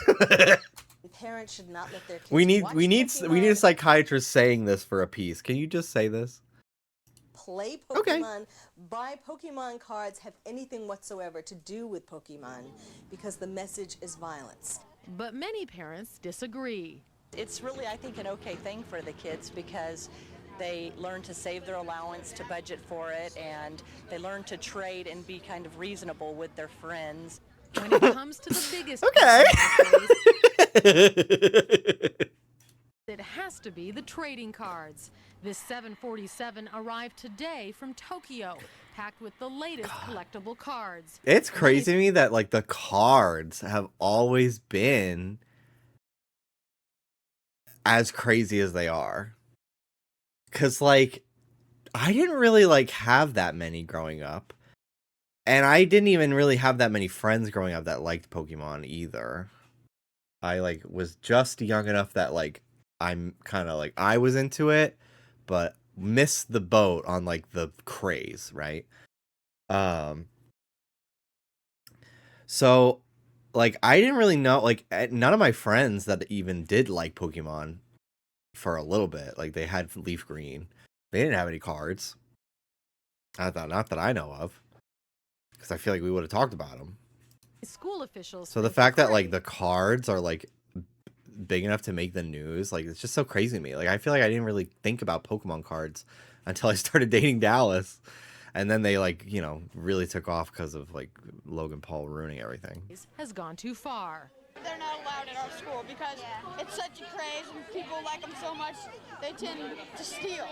School officials are finding that Pokemon cards are responsible for fistfights, and the constant trading is not only distracting kids from classwork, but turning the playground into a black market where they buy and sell rare cards. Just how long will this fad last? Retailers hope well into the holiday shopping season. Colleen Dominguez, NBC News, Los Look at all Angeles. those fucking packs, dude. If you have or know a young child, then you may know that bonding moments with children these days come only when they look up from their Pokemon cards or other products As we've established, it's the thing with the younger age set. Here to walk us through what adults should know, the self-proclaimed toy guru. They don't even know about Labubu. Ooh, we should find a news report about Labubu. I'm so curious what they were saying.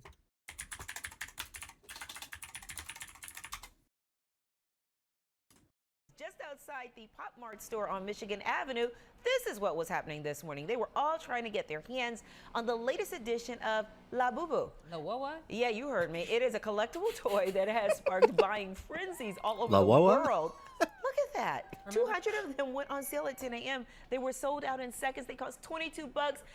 The toothy, fluffy figurines are inspired by Nordic folklore. I fucking love them. I still fucking love them, dude.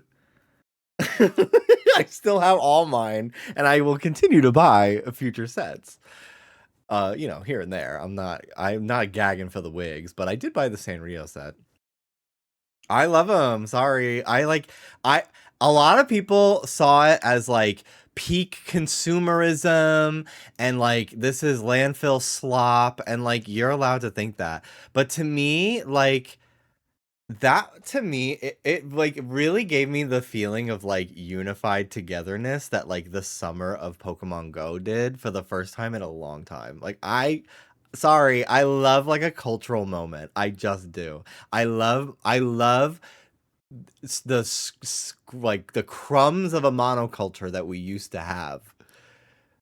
Like I love it. It reminded me of like silly bands as a child.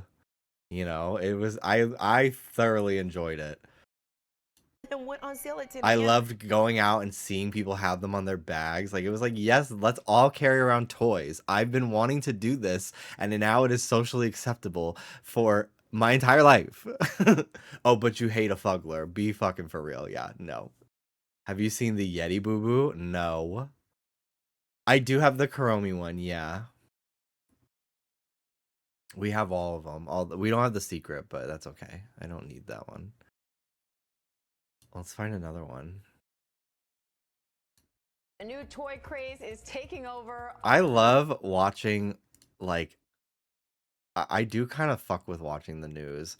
I don't really anymore because, like, they're complicit in the dismantling of America, but I really loved watching like the local, like I like local news to a degree. I really enjoyed back when I lived in New York. Every morning I'd watch the local news in the mornings. I kind of really liked it actually. World. I found it like almost meditative in a way, even though they would sometimes talk about horrible things. And in some cases even lining up just for a chance to buy a Labubu. The small collectible plushies are part toy, part fashion statement, and now some are going for thousands of dollars. Our Will Gans has more on the craze, so We went to this place called Frankensons here in California a couple weeks ago with Oscar. He brought us, and it's like collectible vendors, and it's a lot of like Pokemon cards for sure, but they have other stuff too, like anime stuff. And there were so many collectors that like clearly got into Labubu to make a profit. There was one that was the Wacky Mart, like the mini one that's like in the uniform. It's brown. It's in like a uniform. And this guy was like trying to sell it to me. He's like, yeah, the lowest I could do is like 150.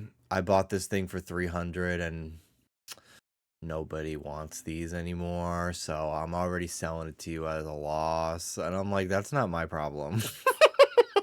Sorry.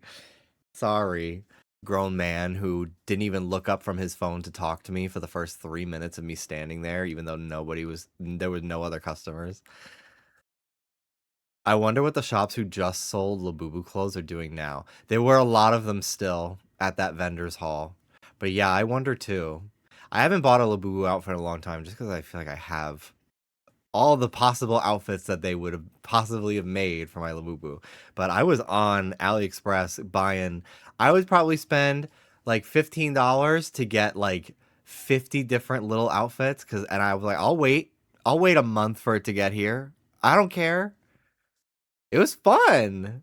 I found it very enjoyable. And I kind of found the chase of trying to get them to be part of the fun part. Like having them was really fun, and opening them, it was like a really fun way to bond with Dallas. And like I just it like it's so stupid to say, but like it just made me fall even deeper in love with him. That like I have a boyfriend who loves toys and cute things just like I do. Um, like I just like yay, like how amazing for me. Like this is all I've ever wanted, so I ate every second of it up.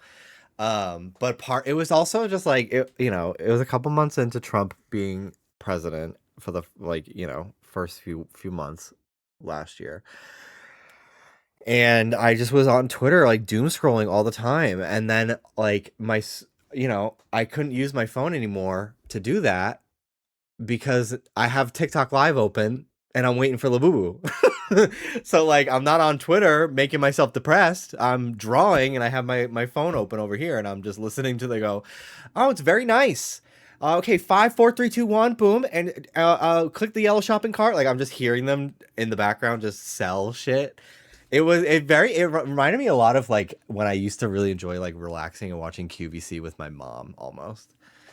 I don't know. I'm still a customer. Like I'm still here. Like I don't get into things for like the trend typically. Like if I'm like really into something, it sticks with me. Clearly, I've been a Pokemon fan since I was fucking born, basically. But I love my Labubus. Haven't brought one with me in a while. Just because I haven't gone anywhere. I haven't really been going anywhere. So I haven't like needed my purse with me. But I also got a couple like other cute little keychains that are non-Labubu that I've been wanting to wear. Like I had a little Chikorita, I have a little Monchichi. Plus like my purse is a little bit on the smaller side anyway, so the big Labubus sometimes they're just a little too big for the purse, but occasionally I'm like, I'll bring a Labubu today. It'd be fun. But I still have them. They're all on display in the living room and on my wall. I'm looking into getting new shelves for my background, so I'll probably display a bunch of them there as well. Why are so many people trying to get their hands on these? It reminds me of Beanie Babies back. Yeah. Gay. And he's cute. Or like the Furby. Or Pogs, exactly. Yeah. So one Twitter user said that Labubu sounds like John Travolta trying to introduce Lady Gaga at the Oscars, and while that is true, it's not. Adele Dazeem. The wickedly talented Adele Dazeem. About these, okay? So what is a Labubu? It's a collectible vinyl and plush. The Macron ones are so fucking cute, dude. They're so fucking cute. Monster elf. They're only a few inches tall, and they're He's kind of giving It's a Rainy Day in London Town. Fucking stop. I think that guy does porn now. Which like good for him.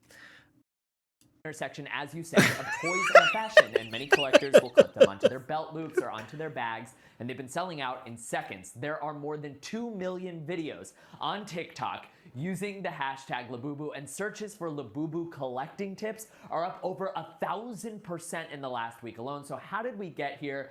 Let's go back. Labubus were invented by a Hong Kong native who fell in love with Nordic fairy tales about elves. The first Labubu appeared in his children's book, The Monsters, in 2015, and the toys started gaining in popularity in 2019 when they were franchised by the Chinese toy company Pop Mart. And the current craze that we're in right now really it's so crazy how long ago this feels. It's actually devastating. And it's been like a year. But it literally feels like I don't remember who I was back then. From Blackpink and from the White Lotus was seen sporting a Labubu in April of last year. Now, fans can't get enough of these. Labubus are sold in blind The sexiest thing a man can do is roll the fucking sleeves up of a dress shirt.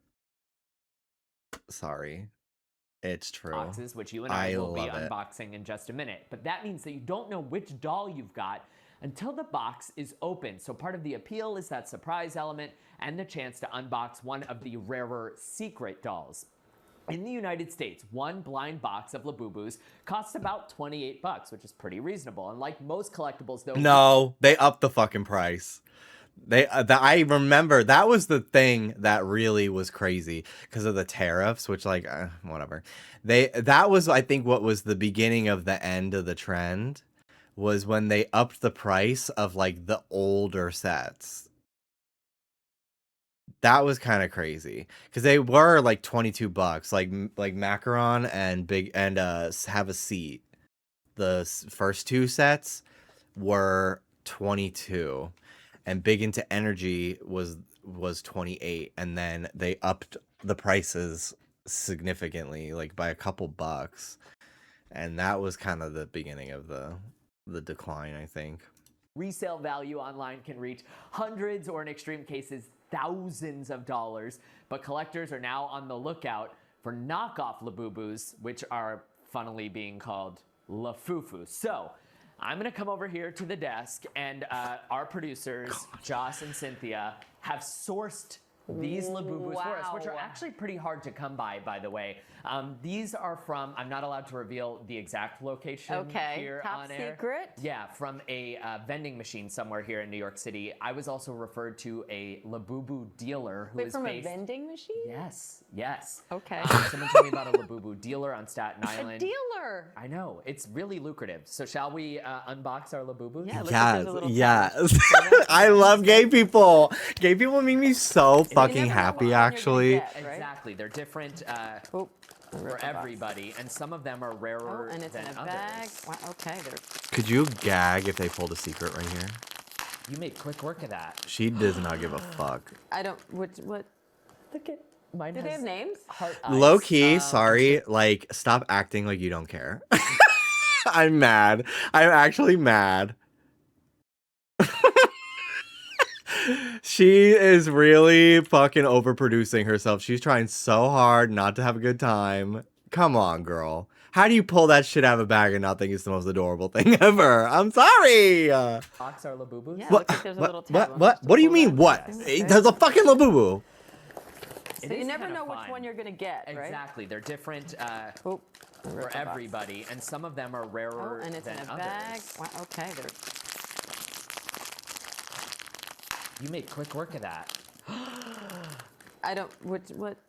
Look at mine. Do they have names? Heart eyes. I'm sure they do.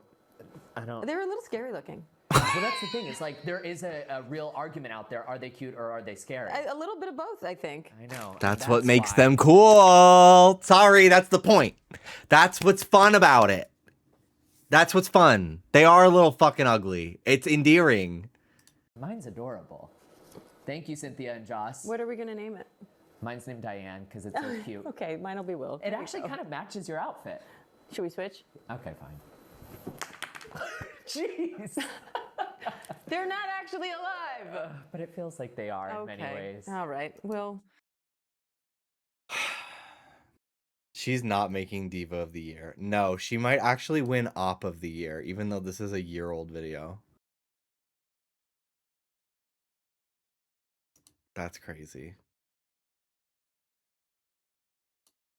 Allen, he's the owner of Video Resources in New York. Ira, to you and Pikachu, a hearty good evening. And this is going to be one of the hottest selling toys for the holidays. This is a talking Pikachu. I love when they bring on like a really old New Yorker to talk about Pokemon. This is the talking Pikachu. You gotta get this for your kid. I sent you Yeti Boo Boo. Thank you. From Hasbro Toys, not even in the stores yet. It's going to be in next month. But that psychiatrist who had that quote last, that how bad Pokemon is, I guarantee you these people haven't seen any of the cartoons at all. They have no concept at all. Well, let's get into He's been pissed since he saw that clip. Wow. He's been waiting for the cameras to go on to gag the fuck out of her. this because, as I understand it from my own child, I Cleared. think, well, for the record, one of my children. How old are they? My son who's into it is 8, and he's walked me through it, and it's all about battles, is it not? Do you remember when this guy like? How old are they? My son who's into it is 8. Do you remember when this guy like made up like surviving a helicopter crash or something crazy? Do you remember that? He was like going on all the, like the late night shows or something. He had like some story that he was telling, and he fully like made it up, and he had to like issue an apology. So weird. It's all I think about whenever I see this guy.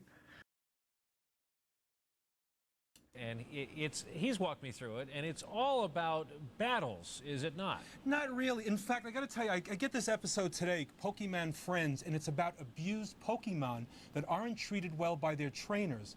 Because in the Pokemon world, in the age of 10, you get to be able to go to Pokemon school and be given a beginner Pokemon to go out with and capture other Pokemon. Now, but okay, some kids are... The school? What the fuck? But I gotta tell you, but some kids are bad and treat their Pokemon bad, and they're abused.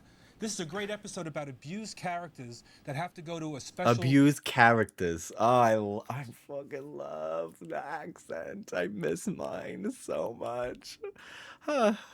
resort to get better and meet better kids to grow with. Now, the next question concerns how long this is going to be around. As you know, you can now buy a Furby in the dairy case at your local supermarket. And I got to tell you, Furby is still selling well. They're expecting good sales with Furby. But in fact, Tiger Toys, who put out all the Furbies, have all the electronic toys for... But is Pikachu going to become the Furby of 1999? Pretty much. There's certain pieces of toys. There's also another toy. If you want to be a Pokemon master and your kids are going to want it, you have to have a Pokedex. And this is by Tiger Toys, and you can... This is like a Rolodex for every character you want to learn. Press any buttons on here, put in the code number of that Pokemon, you get to learn. You have to reclaim your accent like those guys that try to regrow their foreskin. That's so crazy. My accent does come out when I'm annoyed about something, or if I'm spending enough time home with my family. Because my dad still has an accent, my sister still has one a little bit. But yeah, if I'm like ranting about something, it comes back out. About it. Every one of these at Warner Brothers store and FAO Schwartz totally sold out. Well, they're an absolute God, necessity. I never got to go to the Warner Brothers store in New York.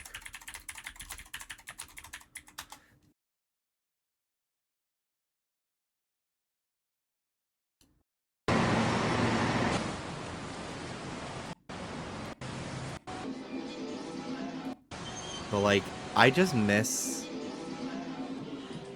miss places having stores. Honestly, I really do.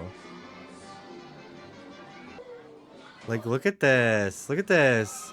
These big displays. Like, that's so cool. I feel like going places like this as a kid was so magical. Which, like, I didn't go here, but like the M&M store still exists. That's the one thing I feel like I never got to go to the Pokemon Center when it was still around back in the day. But I've been to Nintendo World since it opened, Nintendo New York, in 2005, and I just feel like they could have a lot more whimsy to these stores. I really do.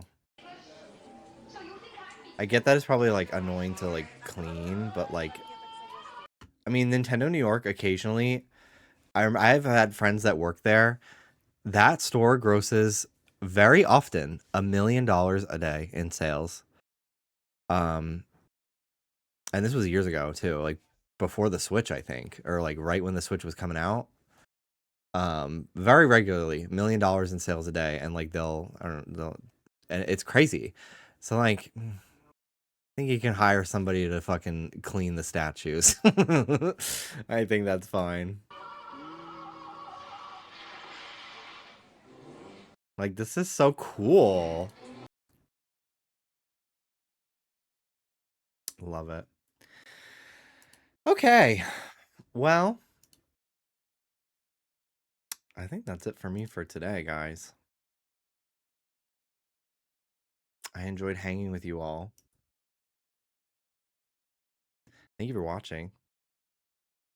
I kind of want to get back into my Animal Crossing arc at some point as well. Because I never finished my Switch 2 Island.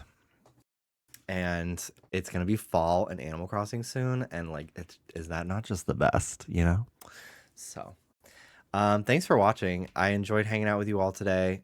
Really appreciate you guys stopping by. And I'll see you sometime this week. I don't think I'll be able to stream tomorrow. I have some editing to do, and then Mondays I'm never on, but am I the only person that doesn't like pumpkin spice? Like I don't care about pumpkin spice. I love pumpkin spice. I do. I actually fucking do. And I'll order that shit all the way until they stop selling it. I don't care if it's Christmas Eve. I'm getting pumpkin spice. I love it. Okay, everyone. Take care of yourselves. Thanks for watching, and I'll see you soon. Bye.